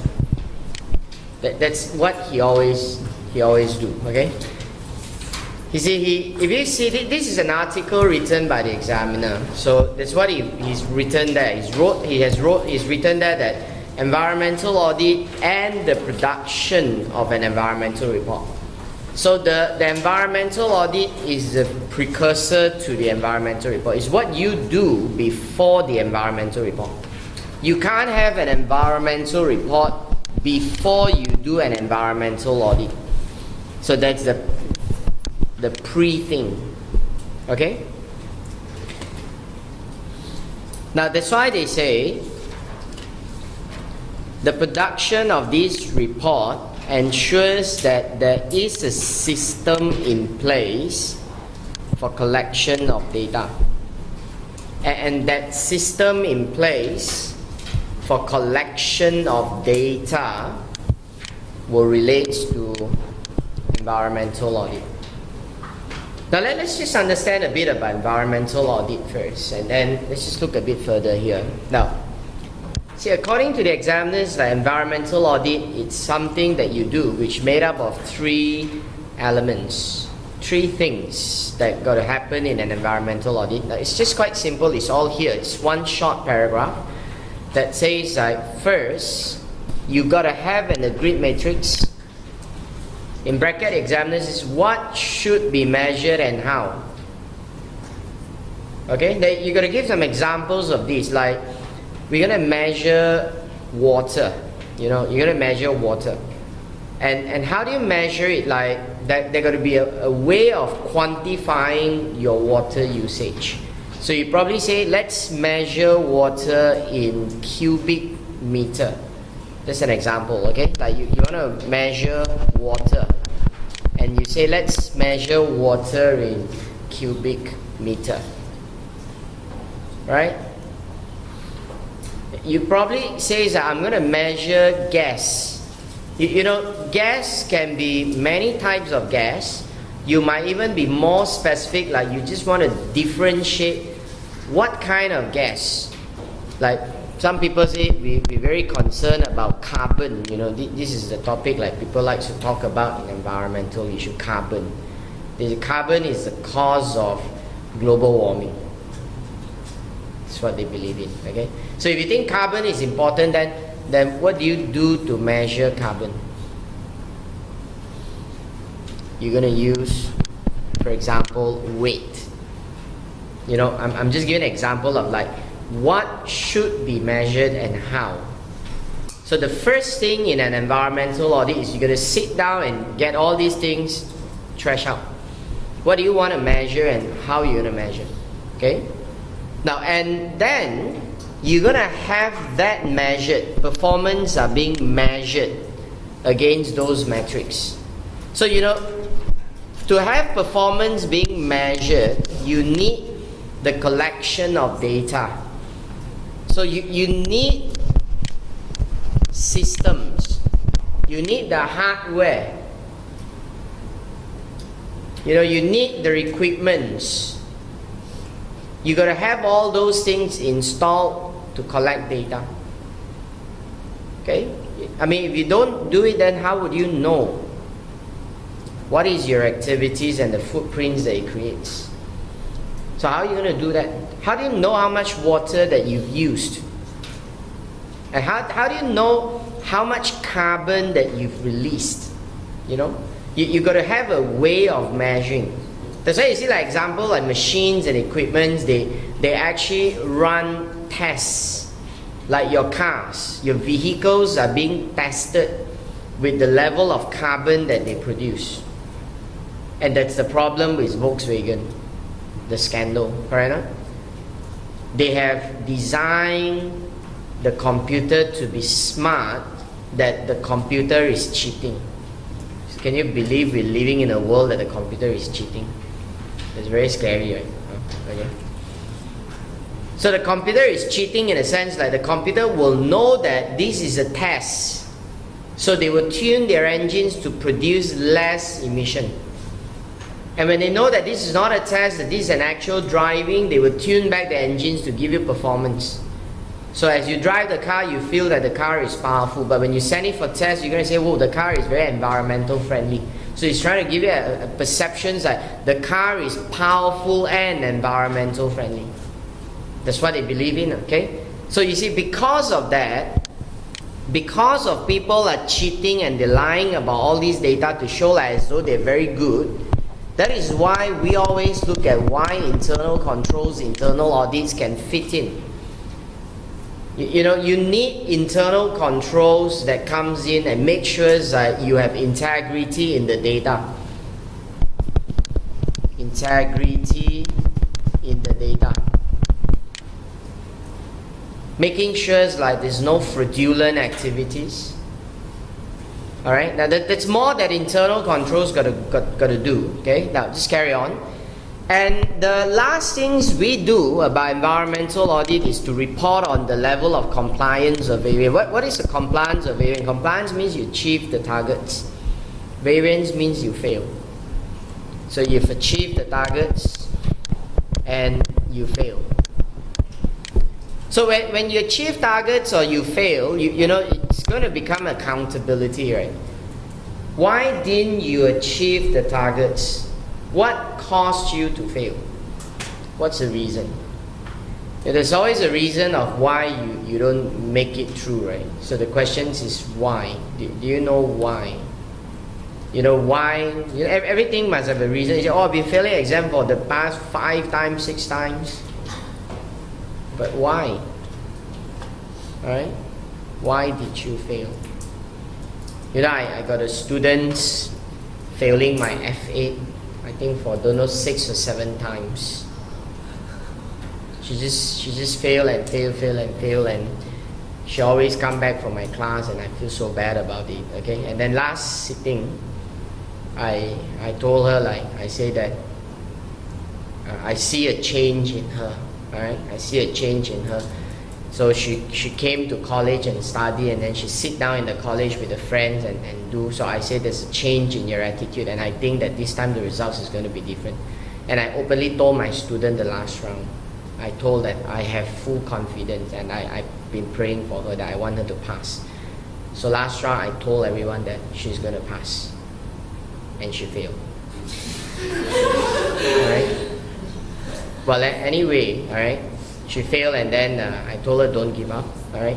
You know, I think sometimes we go through challenges because, you know, you might not know that you are actually an example for people. Probably God is using you to give confidence to others that they are watching you. You know, you are an example on your own. So I say, don't give up, don't worry. I think you're going to make it because I've seen change.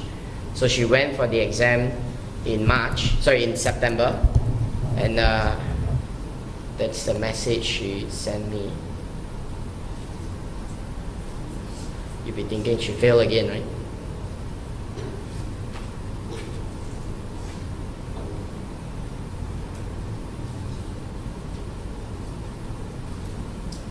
Where is the message? Yeah, that's the message. Here is it. Mr. Lau, I just want to let you know I passed my F8 exam this time. Even though the marks not so high, that means it's not like just pass, you know, alright? I still pass. So I say, that's good. Trust the Lord's plans for you, and then so on. They say, yeah, praise the Lord, thank you. I'm so glad. She said that when I received the email, I can't believe my eyes. I asked my sister-in-law to reconfirm the results for me. Can you believe that when you see a pass on the results and you still think, oh, I don't think I passed, you fail for so many times that every time the result come out, it's just a fail and you're not expecting a pass. You just thought, huh? How come this time is different from the last time, And she made it, okay? So there's always reasons of why you're not doing or achieving something, okay? And you got to find out what's the reason, okay? So if you think like, I'm not being very smooth in my exam, there's got to be something wrong, which I think like you really have to change it, all right? So, and that's what I see. I see change in her. That's what I see, the change. The change in her was the commitment. I saw that she come to colleges when there's no class, and she studied with her friends in a group. There's about 2 or 3 of them that they always spend time, and she put up effort.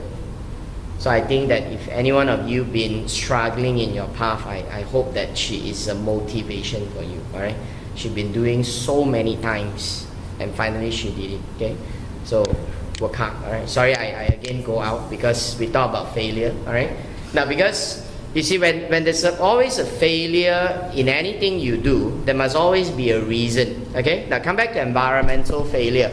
If you fail in your environmental performance, you got to get someone to investigate the reason.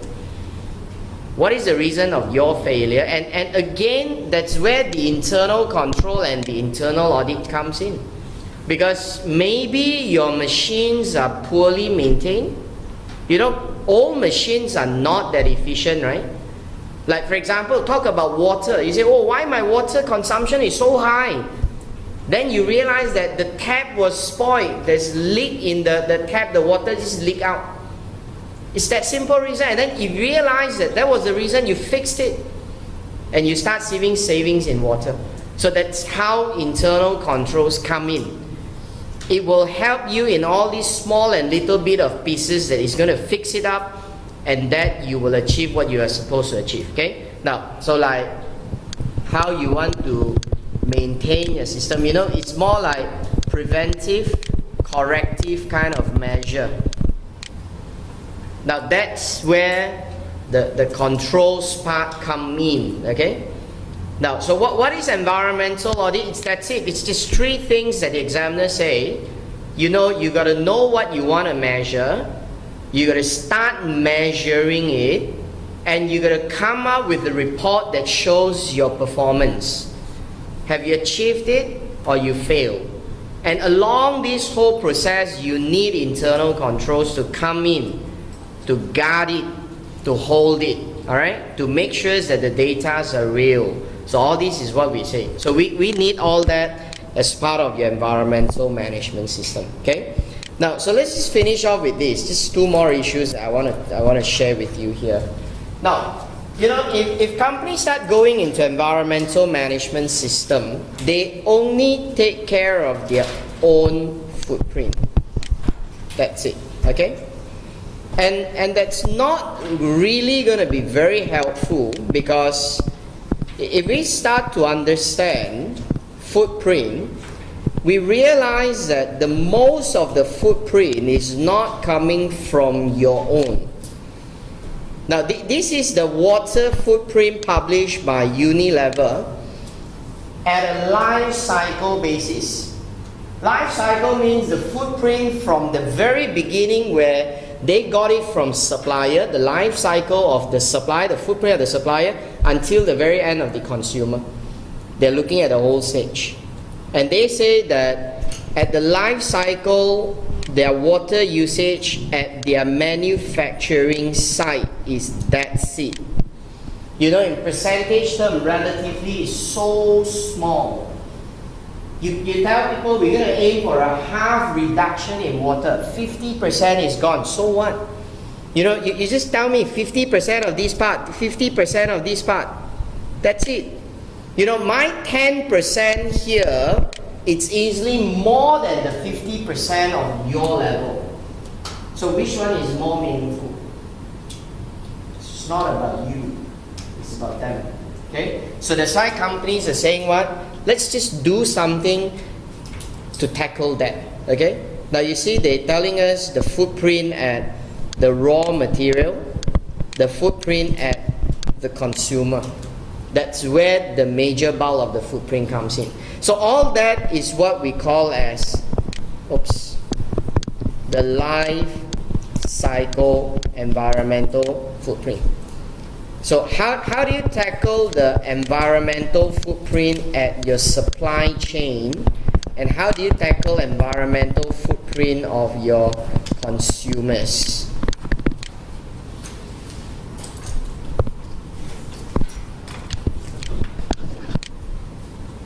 Now, we need lots of R&D, lots of technologies, lots of research. Okay?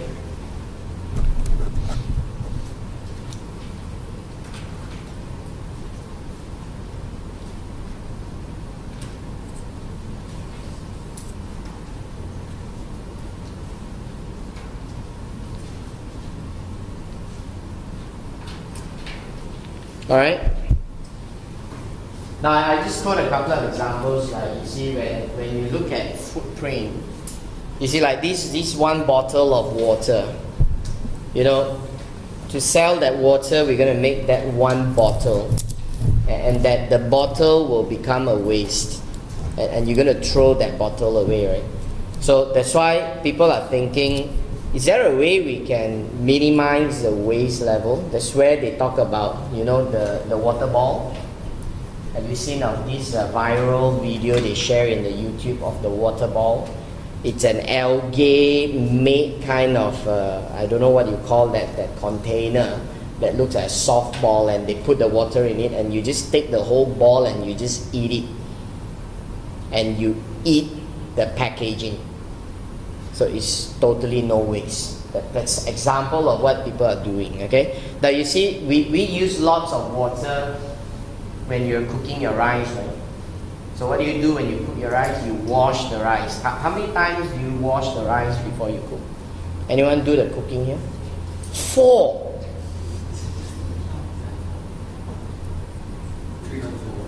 What rice do you buy? So dirty, man.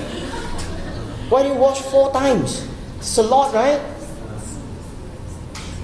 I thought 2 times is good enough. Don't know. 4, okay. Some 5, some 6. Okay. You know, each time you wash the rice, you're gonna like use up the water, right? And what most people do with the water? They just pour it away. You know that water is very fertilizer. Actually, you should just take it and go and pour on your trees and so on. It really helps to fertilize a lot, and it's organic. Alright, so keep the water and use it. Alright, now, so people, like you see, you just wash and wash, you're going to use up so much. That's why companies are coming out with what? Rice that you just need to rinse or wash it 1 time. You know, they actually wanted to tell you don't wash, but you know, people will have the mentality, don't wash. Cannot, must wash. So they say wash 1 time. And in fact, washing 1 time is still going to use up the water. So what they do is, why not we just cook the rice for them? So you don't even do the cooking, you don't even do the washing, and it's all done for you. And we get the most optimum part at our factory. So that's what they do. Correct now? Because if you cook your rice at home, you tend to keep the rice in the rice cooker and you turn it on, right? You know that the electricity is going on. So why not just have the rice pre-cooked? And some people, they don't mind, just open it up and eat. And some people say, okay, we just heat it up. But at least the heating is at that point you need it and you heat it. Rather than just leave the cooker on for the whole day. You're going to save energy. Now that's what people are thinking of, how to come up with ideas that can minimize environmental footprint. Okay? Now, and that's what Unilevel is doing. That's how they can tell you. The only way they tell you is never through the environmental management system, is but through reporting. They tell you about their strategies. They talk about how they come up with minimizing water footprint. I just highlight one word that they put here. For example, they came up with the idea called drip irrigation. You know, I always ask students, like, do you have flowers at home? You have? Do you water the flowers? You do that? You do? Have you ever asked your flower how much water they need? You never. How do you know how much water the flowers need? How do you gauge that? How do you know when to stop watering the flowers? You don't know, right? You're just guessing, right? You just pour. Some people, what I do is I pour the water until it starts to leak out from the bottom. Oh, enough already, alright? We don't actually know how much water that the flowers need because we don't ask the flowers. Even if you do, the flowers don't talk to you, right? So the scientists will go and study. The scientists will tell you, this plant, you just need so much of water. That's it. Don't do more than that because it's not going to make you any benefit at all. So that's how we help to reduce the footprint. Okay?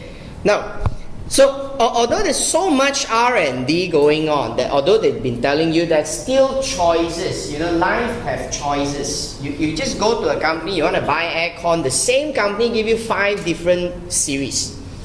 Samsung give you so many models of phone. Besides the price that they're different, what else that they're different? Now let's say I'm a very environmental conscious consumer. Is there a way that you can tell me which phone is more environmental friendly? Is there a phone that's more environmental friendly than the other phone? Now, how do they communicate? Now, that's what we talk about, eco-labeling. Okay? So can I just bring you to this part of the notes? Okay, that's it. We're going to finish this part soon. Right, this page 204.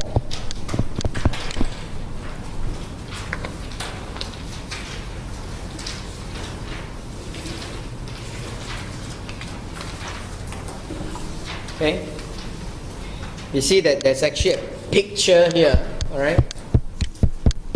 And this picture is here. That's the picture, alright? Sorry, the margin runs. It's okay. Let me just put it back for you.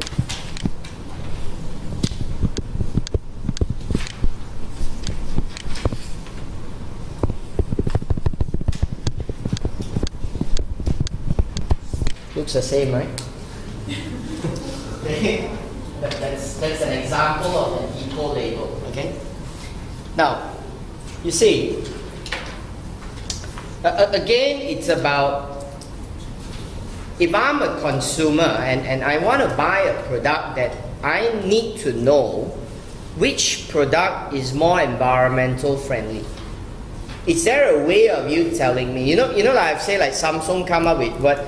Prime, J, K, L, M, N models, okay? So I don't know what models are all these. So the question is, if I ever want to make a choice from environmental perspective, not from the performance, not from the price, not from the capacity, but from environmental perspective, is there a way of you telling me? Now, that's why what companies do is they have eco-label. Okay? Now, if you just come down and look at this table, right? Now, eco-label and EMS is completely different thing. EMS is about your own, okay? Always remember that. EMS is just about your own environmental footprint. That's EMS. So if you have an EMS, you're just telling people your factory is managing the environmental impact. That's all. You're like taking care of the environment, okay? But eco-label, it's a way of how you appraise the products, you evaluate the products using LCA. It's called life cycle analysis. That's why if you remember in F5, there's one thing called environmental life cycle costing. That we account the cost, the environmental cost at the life cycle stage. And what is a life cycle stage? That means from the moment we want to extract until we process it, come out with the product, until you buy it, you use it, you throw it, the whole stage of the life cycle. Now, which product has the least damage to the environment? That's an eco-label. Now, I don't have an eco-label here in Malaysia that I can show an example, but you can look at this as one of the more common things that most electronic and electric products do is they have this star energy rating. You know, nowadays the electronic components, they always put a sticker like it's 2-star or 3-star or 5 stars and so on. What's that star energy? Now, that star energy rating talks about energy consumption of that particular piece of thing. So if you buy an aircon that comes with 2-star rating, it shows that you're going to consume so much energy for cooling purpose or heating purpose. But if you buy a 5-star rating, you're going to see like the energy consumption is like nearly half of the 2-star. So you're going to save more energy. But this is only about energy. But we're not just talking about energy because there's so much about environmental footprint. And I'm going to bring you to this page to let you see an example. Page 199. But this is just an idea of how we're talking about the life cycle analysis. You know, we are looking at your environmental footprint. You know, here there's like 5 different types of footprint. Like energy consumption, the waste that you generate, the airs that you pollute, the water and the soil contamination. You know, it's 5 different types of footprint. Okay? Now, how detailed you want to evaluate them, it's up to you. And now they are telling you the process. You see the process from how they extract the resources until they reach the factory, until they start to use it, until they start to dispose, all the way to the end. That's a life cycle. And they actually put a score at every stage. What is the score of each of the footprint? So if I have 2 products, let's say I sell aircon, I have aircon A and aircon B. Which product is more environmental friendly is the one that the score is the lower. So that's what we do. So if you are a consumer, like you're not sure which product you're going to buy, you should go for a product that you can see their eco label. So it's just like telling you that if you're going to buy an aircon, you should buy an aircon with 5 or 6 stars, and don't buy an aircon with 2 stars because it's not so nice for the environment. That's what they believe in. Okay, and you realize that the 5 or 6 stars will cost more. Okay, cost more. It's not so cold. You know, you can't have like 16 degree because the lower you go, the more you're going to use up the energy. So you probably will have 18, the lowest. Okay. Now then you'll be thinking, why am I paying more for the aircon? They're telling you because you're paying to save the environment, you see. And then they say that, but you're going to get back, you know, you're going to get back from saving on the energy costs. Well, how true is that? I'm not sure. I don't know whether people actually measure that. People say hybrid cars save a lot of petrol. And the reason why people say they save petrol is because petrol is expensive. Correct or not? And everyone is saying what? We're going to move into electric car very soon. And people are saying when we start moving to electric car, petrol will have no value. And petrol becomes dirt cheap. And when petrol becomes dirt cheap, what is the point of saving petrol? You get the equation? You find it funny, right? That's we always say things like people do so ironic, okay? Then it just doesn't make sense to me. And then they say they save petrol because they don't use petrol and they use battery. But you got to change the battery, you know. And that battery is not cheap. It's going to cost 5 digits. So you think and see, at the end you work out the maths. I just find like it's more like a gimmick to me, alright? So if you just keep following all these things, you end up running here and there, okay? Okay, now, so that's the part that we see about eco-labeling, okay? Now this is what we do, alright? That's all, okay? So as far as the environmental is concerned, I've finished what you need to know for the exam. Now, can I just bring you through my notes, because there's a lot of things I didn't refer to the notes because they are just extra things I've given you, okay? Now, we started talking about the sustainability in page 196, okay? So I've told you about the triple bottom line, and we run through the GRI reporting framework. Alright, so the next few pages is basically telling you each and every part of it, okay? Now, and then if you see page 198, that's the life cycle assessment that I've just told you what is it. Okay, so this is the example. Now, and then I've told you about the environmental management system, EMS, about how you take care of your own footprint, and then the next few pages is elaboration of the system. You do not need all that kind of detail. Now, and in page 204, that's the eco-label I've explained to you. Now, 205, right, is just an example. That's it. It's just an example. If you don't run through, it's fine. It's like if you want to come up with an environmental report and you want to have something in the report, what can you put it in? These are some suggestions. Okay? So you can use this as a guide and say, okay, I'm going to write something about the companies. I'm going to tell them about my company's environmental policy. I'm going to tell them about the environmental issues. I'm going to tell them about the site. Okay? It's just a suggestion. All right? And then in page 207, I'm giving you an example of environmental policy. It's also an example. If you're going to come up with environmental policy, what kind of policies that you're going to design? Companies come up with policies like during lunchtime we switch off the lights. That's an environmental policy.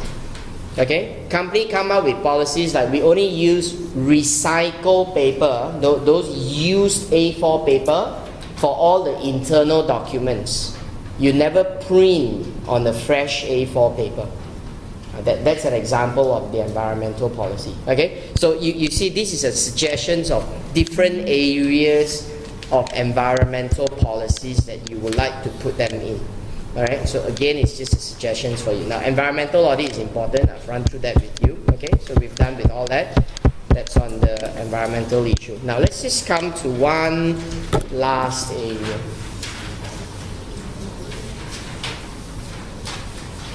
Welcome to the end. Do you feel like we've just started? Do you feel like today is the first day? Yes, sir. Right? Please put in your effort. P1 is becoming a history soon.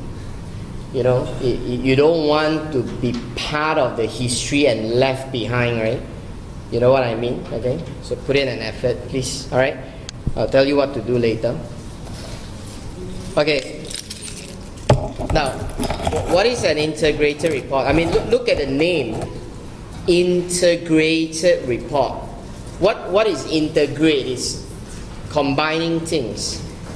So why call the report as an integrated report? Now, can I just tell you a bit of the history about how humans do things? Now, we all started with the point that everybody is saying companies are they're not transparent enough. So that's how things started. They started with saying like they are not transparent, they have lack of details. It's a lot of things that they're not telling us. Okay?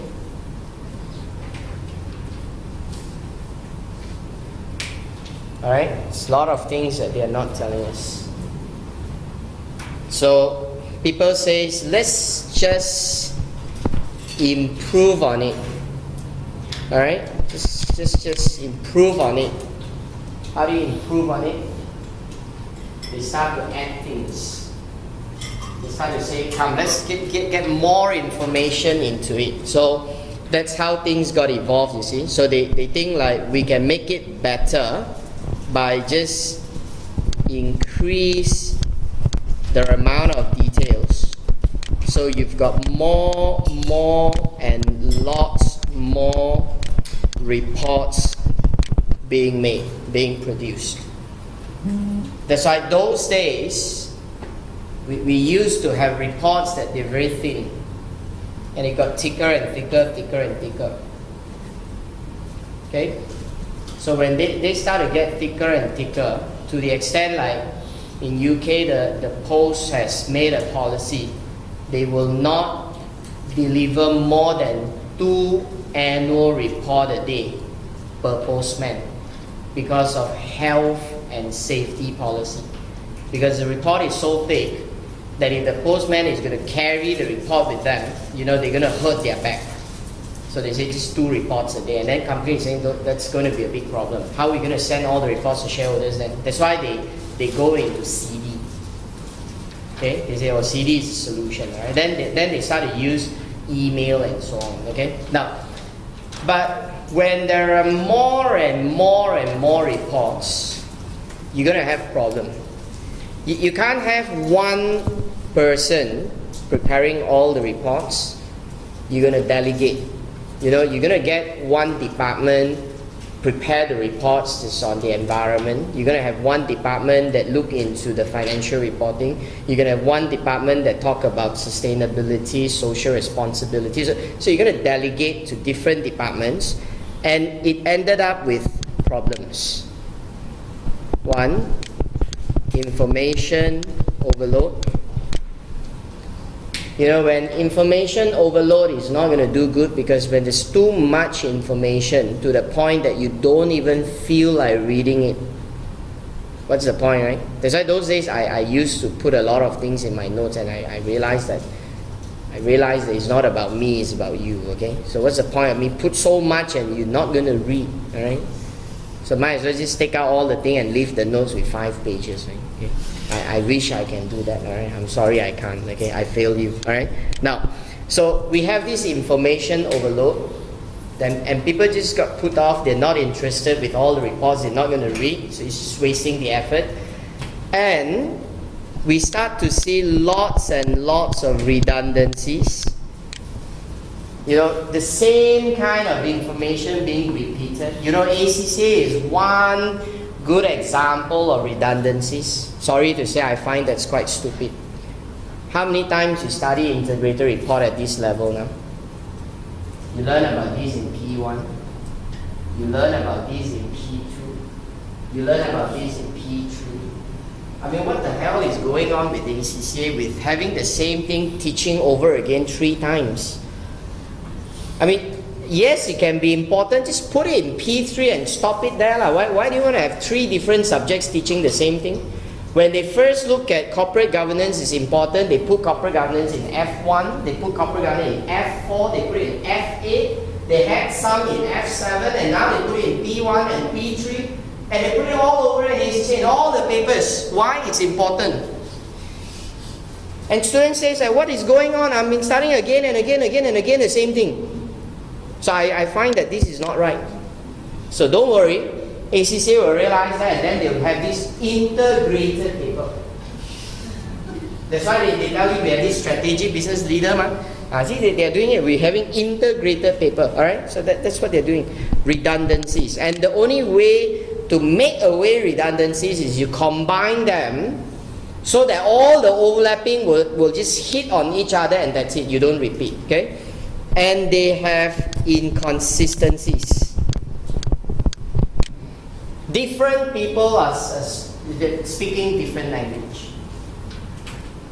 It's like different departments telling you the different rules.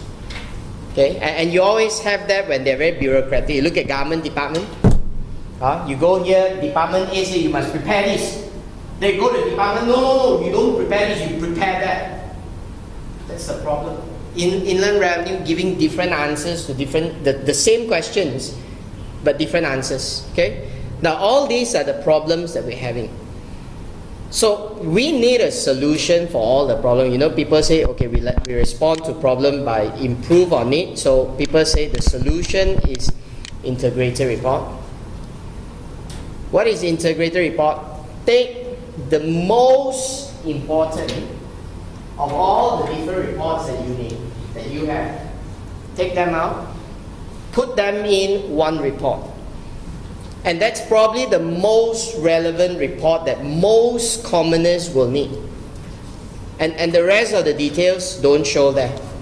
If you want the detail, let that person to drill down and go to that particular report. You know, like example, financial statements is so bulky. It's like 100 of pages, you know. But which pages that investors look at? Are you interested in accounting policies? Huh? Come on, it's every year the same, you know. Are you interested with the note 1 that talks about the framework and what accounting standard and which one has changed? No one read all that, you know. So really, that's why people say like, accountants been working so hard, at the end of it, people don't care on.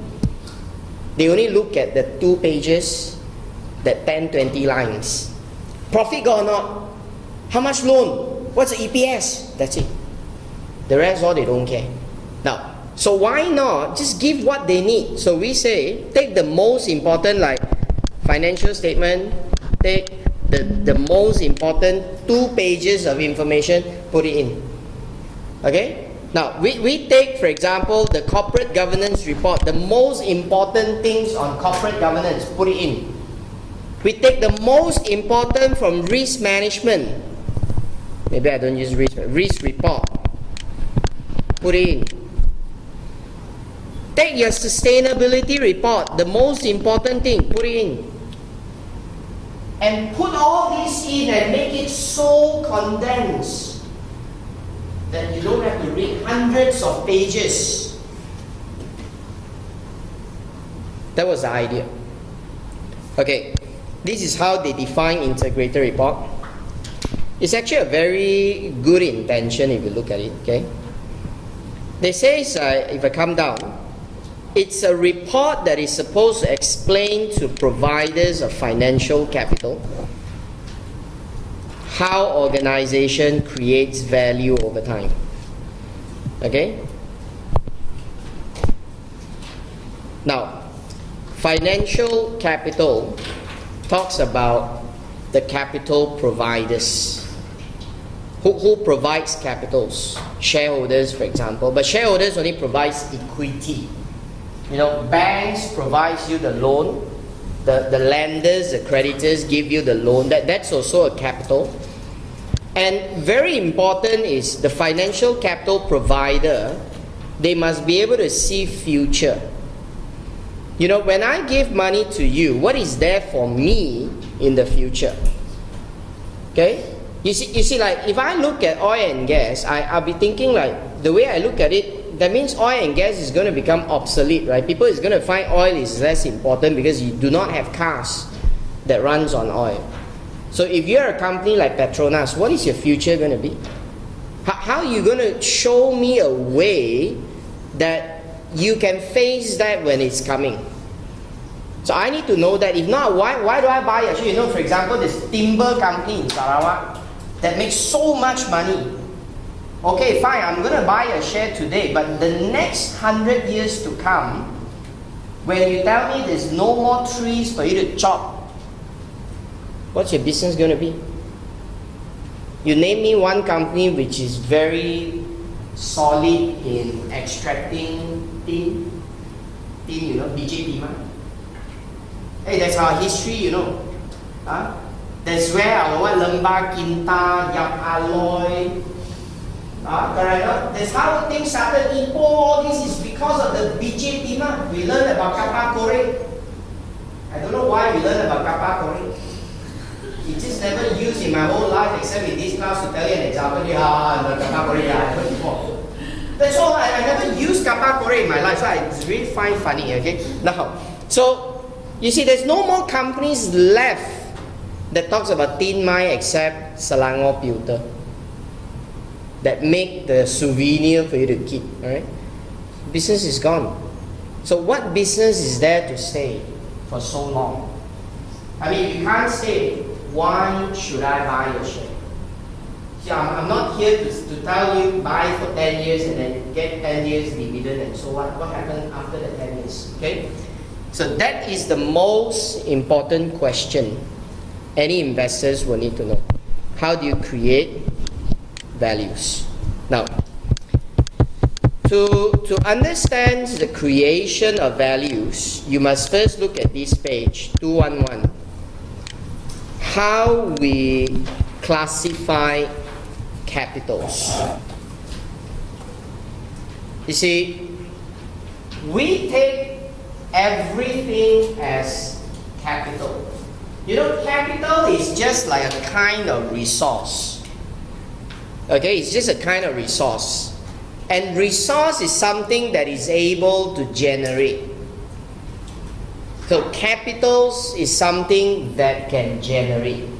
It don't just consume, it produces, it generates. So if you're a form of capital, you're able to generate, you're going to create more and more in the future. Okay? But obviously you might generate in a different way. Now, for example, I can be a capital because I am able to teach and I get salary from teaching. So I generate salary from my time. Now that is a capital conversion process. So first we divide capitals into 6. We have financial capitals. What is that? Money.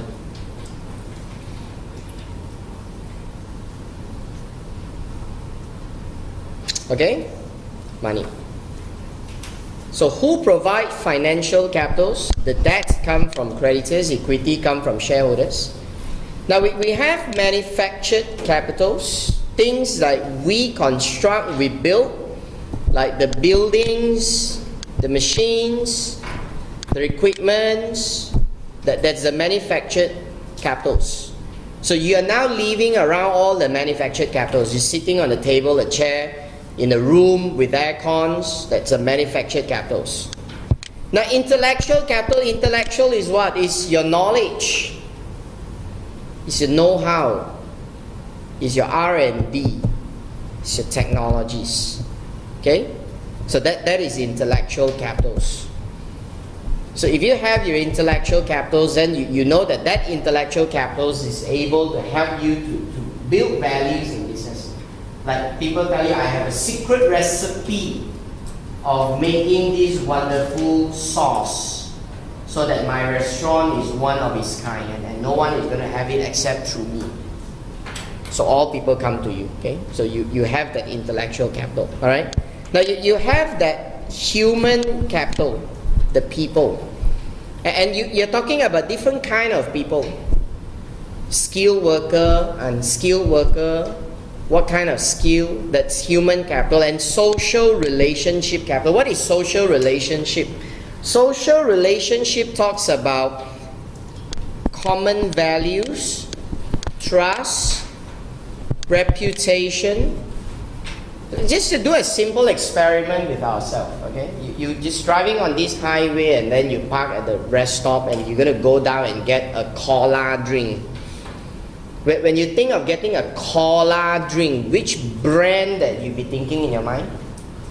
Coke lah, Coke. Or if not Coke, Pepsi. Very good, okay? Give me the third and fourth and fifth brand.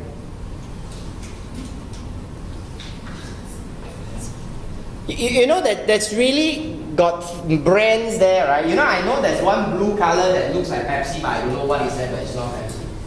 And there's one red color that tries to look like Coke, but it's not Coke. I don't know what is that, okay? You know, I just know that, yeah, there's like a couple of brands there for cola, but I just don't know what is that.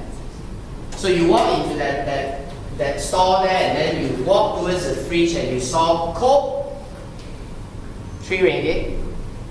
A red color, don't know what, 2 ringgit. A blue color, don't know what, 180. Which one will you take? Are you accountants? You paying 3 ringgit, you nuts or not? It is 190, you know. You say, I'll still go for 3 ringgit. Why? How do you know there's a quality? You never try, you never give me a chance. You've never tested me and you say I'm not good. How unfair is that? I give you free. Wow, it's okay. Free worse still. Free I likely won't try. You know? So you see, this is the thing about social relationship. People have belief in your brand, and they will just come to you. No doubt that you're more expensive, they still buy. See that? Now that is a form of capital, because that capital has helped you to create the sales. It was that reason that people buy your product. Now it's reputation, it's branding, it's trust. That's why people talk about the risk of brand erosion. The risk of brand erosion.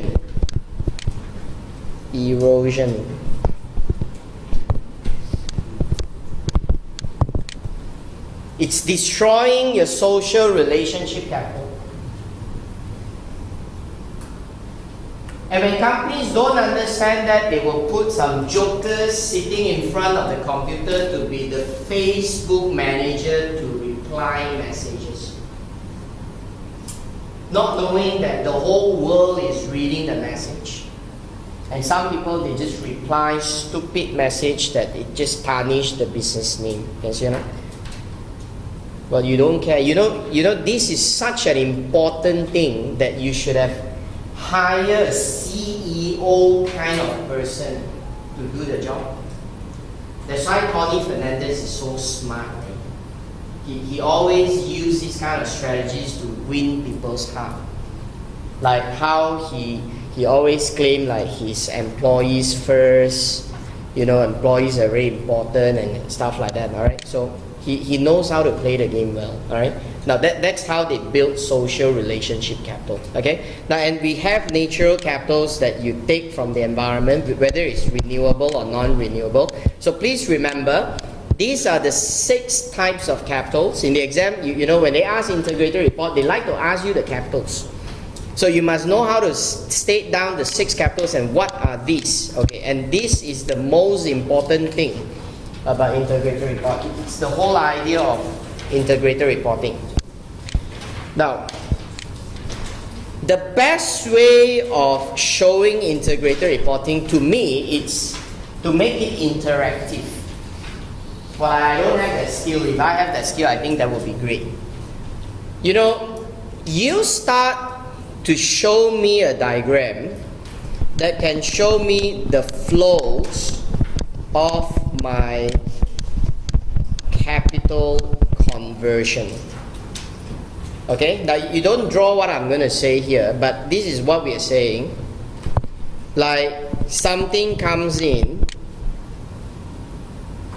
you don't draw this, I'm going to erase that, and after going through a process, it will go back to different area. Okay, now let's just look at your life. Don't talk about company, your life. What kind of capital do you have right now at the moment? You have human capital with you. Your hands and your legs. That's what you're having. You're having human capital. Now, so a man who just has human capital, okay, he does not have anything else with him, just human capital. He said, okay, I'm going to go down and become a lorry driver. Okay, so his lorry driver job will bring him some money. Alright? And that money is probably enough for him to maintain his life and slowly buy a small house or rent a small place to stay. So he's got some manufactured capitals. Now that's the flow. Okay? Now I am much better than that person because I have myself and I have a car. So I have a car. Okay? And I can become Uber driver. Instead of becoming a lorry driver, I become an Uber driver. I'm more flexible. So because I'm an Uber driver, I'm going to make more money and I'm going to have more assets through the money that I invest. Plus, I can have more time to make friends. So I'm building a social relationship capital. And the extra money that I've made, I'm going to go and study. And I'm going to build intellectual capitals. You see, the capitals conversions are working differently now. And after 1 year, what happened? That intellectual capitals come in through improvement in the human capital. Well, I got knowledge, I don't have to be an Uber driver now. I can go to a job and apply a much better job, so I have improved my human resources. So that's where the cycle comes in. Okay? Now, the social and relationship capitals will come back. Come back in the form of maybe the social relationship have given me the financial capital. Because people say it's not what you know and who you know that matters. You know a right person, he can change your life. Thank God you know me, right? Alright? This is joking, okay? Now, so you see, this is the cycle. Now, I'm just using a short, simple example of our life. How we change and transform our life through capital conversion. Now, and let's just enlarge this a bit and look at business. You know, shareholders be wondering, if I pump in the money for you, what would you do with that money? And what do you bring back for me after 1 year and 5 years and 10 years and 50 years? How do you show that? Now, so it will show us your capital dependency. Okay? It tells us about your capital dependency. Because different capitals, different businesses that you do, you have dependency on different types of capitals. Now you see, like for example, if I'm going to start a college or universities, what kind of capitals do I need? Well, I need a building, okay? If I start a college, I need a building. Now I need money, because probably you're going to have a lot of overheads at the beginning with not much of income. Now I need people that have the skills. Lecturers, yes, I need people with that kind of skills. Now I need a branding, because education is something like you need people to build trust. That's why you see people say, I don't trust public universities, right? Because over the years, a lot of people say, wow, the system seems to be not doing well, it's not taken care of. That's why people are looking at, wow, Harvard, Oxford, Cambridge. People are saying, wow, this is what we should go to. Okay? It's about branding. Alright? So how you build it. Okay? Now, I will need, human capitals, people with skills. Alright? Now, I might not need so much natural resources. I don't need natural resources, in fact, in a university. Okay? Now, you see, if I'm not a university, if I'm a bank, for example, I might need a lot more of financial, right? Because bank is about money. And the manufactured capitals that I need, it's going to be very different from the university. The university need a big area, and it's only one site. Whereas banks will only need an office bank building, and then it will be scattered around. See, the dependency of the manufactured capital is different. Alright? Now they need workers that's in the financial ground. See, again, they don't need much of natural resources.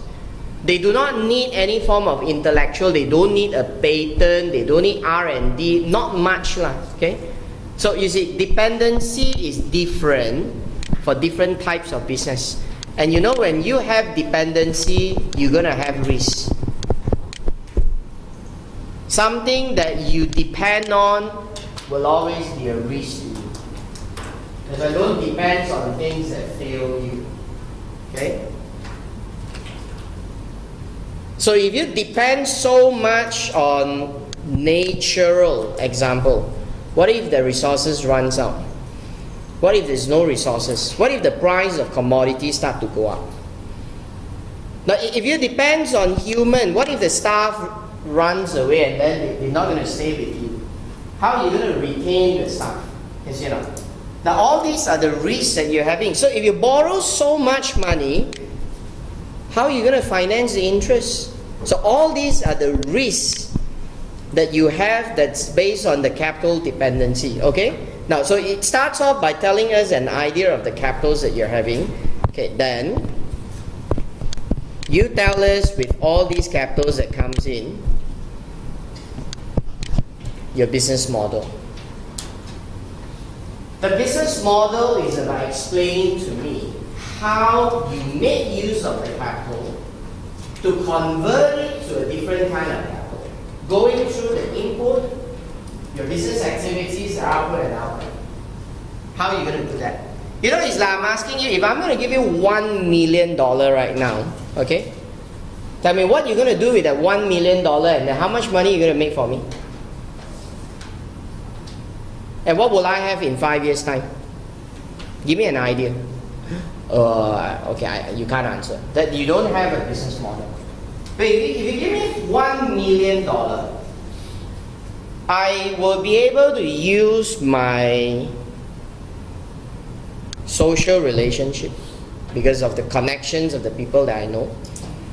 I don't even need manufactured capital. I'm not going to run factory or anything.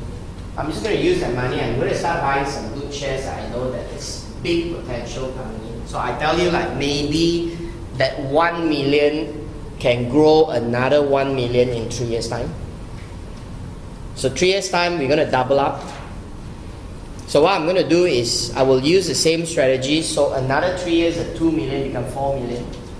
And once I've got 4 million in the 6 years, I will take 2 million out and invest in the property, and I'm going to generate rental, and I'll have another 2 million with me, right? Because 2 million, I'm going to have another 2 million, which I will reinvest for another 3 years. Then I'll make another 4 million. I will buy one more property, so I'm going to have 2 properties. After 9 years, we're going to have 2 properties. We're going to have 2 million cash still. We're going to have rental. And I'm going to repeat some of these strategies and I'm going to go on and do it, and then the property's value will appreciate while the properties are still generating rental. I'll give you back the rental as a dividend. And then another 20 years down the road, this is what you're going to have. Sounds so simple, right? Wow. It's like we got 1 million already. Come on. Alright? Okay, give to me. Alright? Now, that is what we're trying to say as a business model. You know, if you know Mr. Teh Hong Piao, 30 years ago, if you've got the opportunity to sit down the same table with him in Kopitiam and he tells you about his story of what he see public bank going to be, and you've heard his version of story, you could have trusted him and said, I'm going to believe you, I'm going to buy your share. Okay? If I'm telling you one day that I'm going to list a company and I'm going to have this value and this is my dream, and I come to you and say, buy my share, and you have trusted me, you could have just stayed on with me, with that trust on me, keep for 30 years. Public bank says what? The 1,000 became a million. 1,000 times return. But we don't have the chance to sit down and talk to Teh Hong Piao, of course, right? And that's what they're trying to do. You don't have to talk to that person. That person write down and tell you his dreams in a report to convince you. That was what this report is all about. So that business model, right, tells us about what you're going to do. And in that business model, we are operating in an external environment. An environment is dynamic. You never be able to hold it and know that what is going to happen is dynamic, is always changing. So how you will have your strategy and how will you you allocate all the capitals into your business strategy. You know, and end of the day is about the people. The people who take care of it. See, at the end of the day, I always believe this. No internal controls that can guard a man if he really intends to do the bad things. If I want to cheat, I will always be able to cheat. You can have a lot of internal control to reduce the risk, but you can't stop me. So the only way you can get people that they don't cheat is you get honest people, that they really serious about doing business. And it's not easy. That's why you only have very rare examples of public bank story in our country. That's a rare example of people that they're so serious about doing business. Okay? Now that's why we are so concerned about governance. Having the right people is very important. Okay? Now the strategies coupled with the right people, telling you the risks that they're going to face in their business and how that when they know the risk, they seize opportunities. And how that they know the risk, they got to manage the risk, they got to tell you this is what we're going to do because we see this risk, we will do something to take care of it. Will show us performance, which is your past. So financial statements is what that we use to tell you about performance. Okay? And then your outlook, which is your future. Now that is the cycle. So it will let us see in a summarized way, in 5 years' time, in 10 years' time, in 20 years' time, how things going to be. So an investors who understand this will have faith in your business. And they will know like we are here for long-term investment. So when we buy your shares, we know this is what we are up to. Okay? Now I like to quote an example, companies like Coca-Cola. You know, Coke been telling people about, people been saying Coke is like, it's not a good drink, it's not going to be healthy, and then how are you going to get people to keep drinking Coke, right? When people start to wake up one day and say, oh, we're not going to drink Coke and so on, okay? But Coke is not just producing Coke, they produce a lot more drinks. But you see, they understand about their business. They come out with different strategy, all right?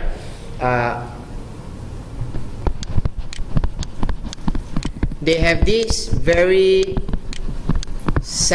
in-house developed strategies called the OBPPC strategy. Well, I don't remember what OBPPC stands for. Okay, O is occasion, B is brand, P is product, and one more P it's pricing, and I really can't remember what's the C there. Okay. Now, I'll give an example of what they're doing. During Chinese New Year, people will go and buy soft drinks, right? Then that's where they're going to do promotion, correct? Can I know the type of soft drinks that they sell during Chinese New Year in what kind of packaging?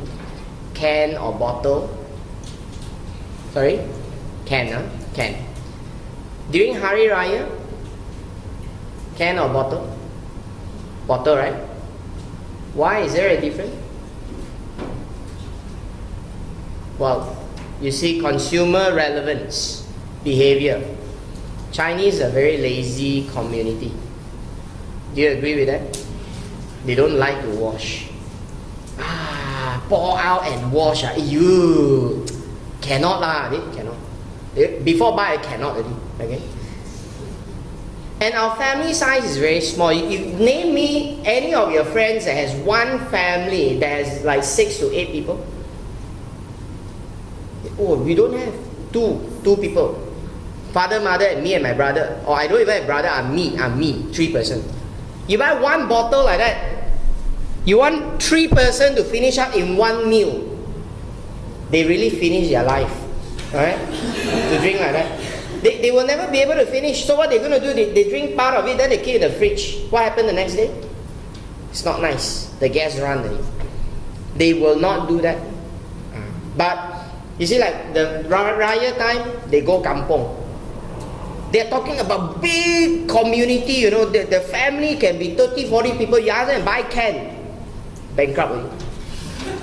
They can't afford. Because it's too expensive to do. So they buy big bottles. That's why you see during Raya, there's this jumbo size that normally you don't see on. Now that is called consumer relevant. That's called their marketing strategy according to occasion, according to the kind of product they sell. They're smart. They know what they push to the market to stimulate the sales.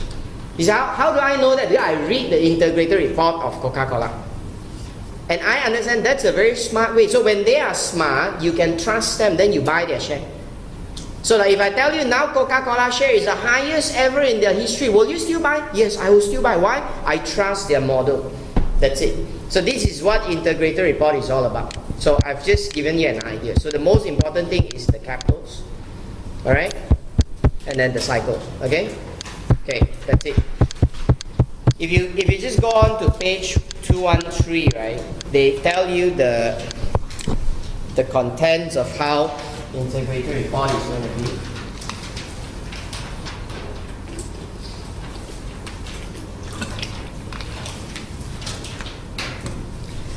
Now, and I just leave you to run through all that because it's the same thing that I've just discussed with you. You notice things like governance, model, risk, strategies, performance, outlook. It's the diagram that I've just shown you. That one.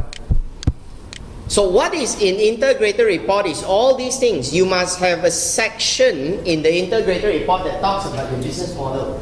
You must have a section that talks about performance. You must have a sections that talk about risk, sections that talk about outlook, sections that discuss the capital. You must have all these. That's what you do when you prepare an integrated report. That's the content. Just run through and then you see I gave example of things that you can have there. Okay? Now in the exam they won't go into so detail, so don't worry. Okay? So you just need to have a concept about integrated reporting. Alright? Right, so we're coming to an end. So I gotta say a few words before we say goodbye. Sounds so sad, right? Okay? We feel like it's just started, right? Feel like we just started because you say like I never study anything and all like that. How come I felt like after 4 months, I don't remember I studied a single thing that relates to P1? Oh? Okay. Plus this is your last chance. That's my QR code for my WeChat. Okay. If you have not joined our P1 group, you might want to join it. You can scan today. If not, then you have to scan here and ask me to put you in. Okay. And I will share a few more links to you. Okay. I've given you one piece of handout with some Q&A where I discuss with you about the questions. So I will share a few more links to you. Okay. So that you can go back and go through some Q&A that we discussed. So the rest are all my contacts. Now, we're doing it very differently here in JB than from Methodist in KL. You see, in KL, we lump revision class with the normal class. We put it together, okay? So the students, they automatically signed up for the revision, all right? Now, but here, because we don't, I feel like I'm doing a marketing here and that made me feel bad, okay? Because when you become like a salesman, you're like a liar, all right? But I sincerely think like the revision can be a good help for those of you who come and then you're going to get yourself prepared, okay? You might need to pay a bit of money, but think of it as an investment because P1 is going to go off soon, all right? Now, but one thing I need to stress here is the danger of coming for revision. The danger.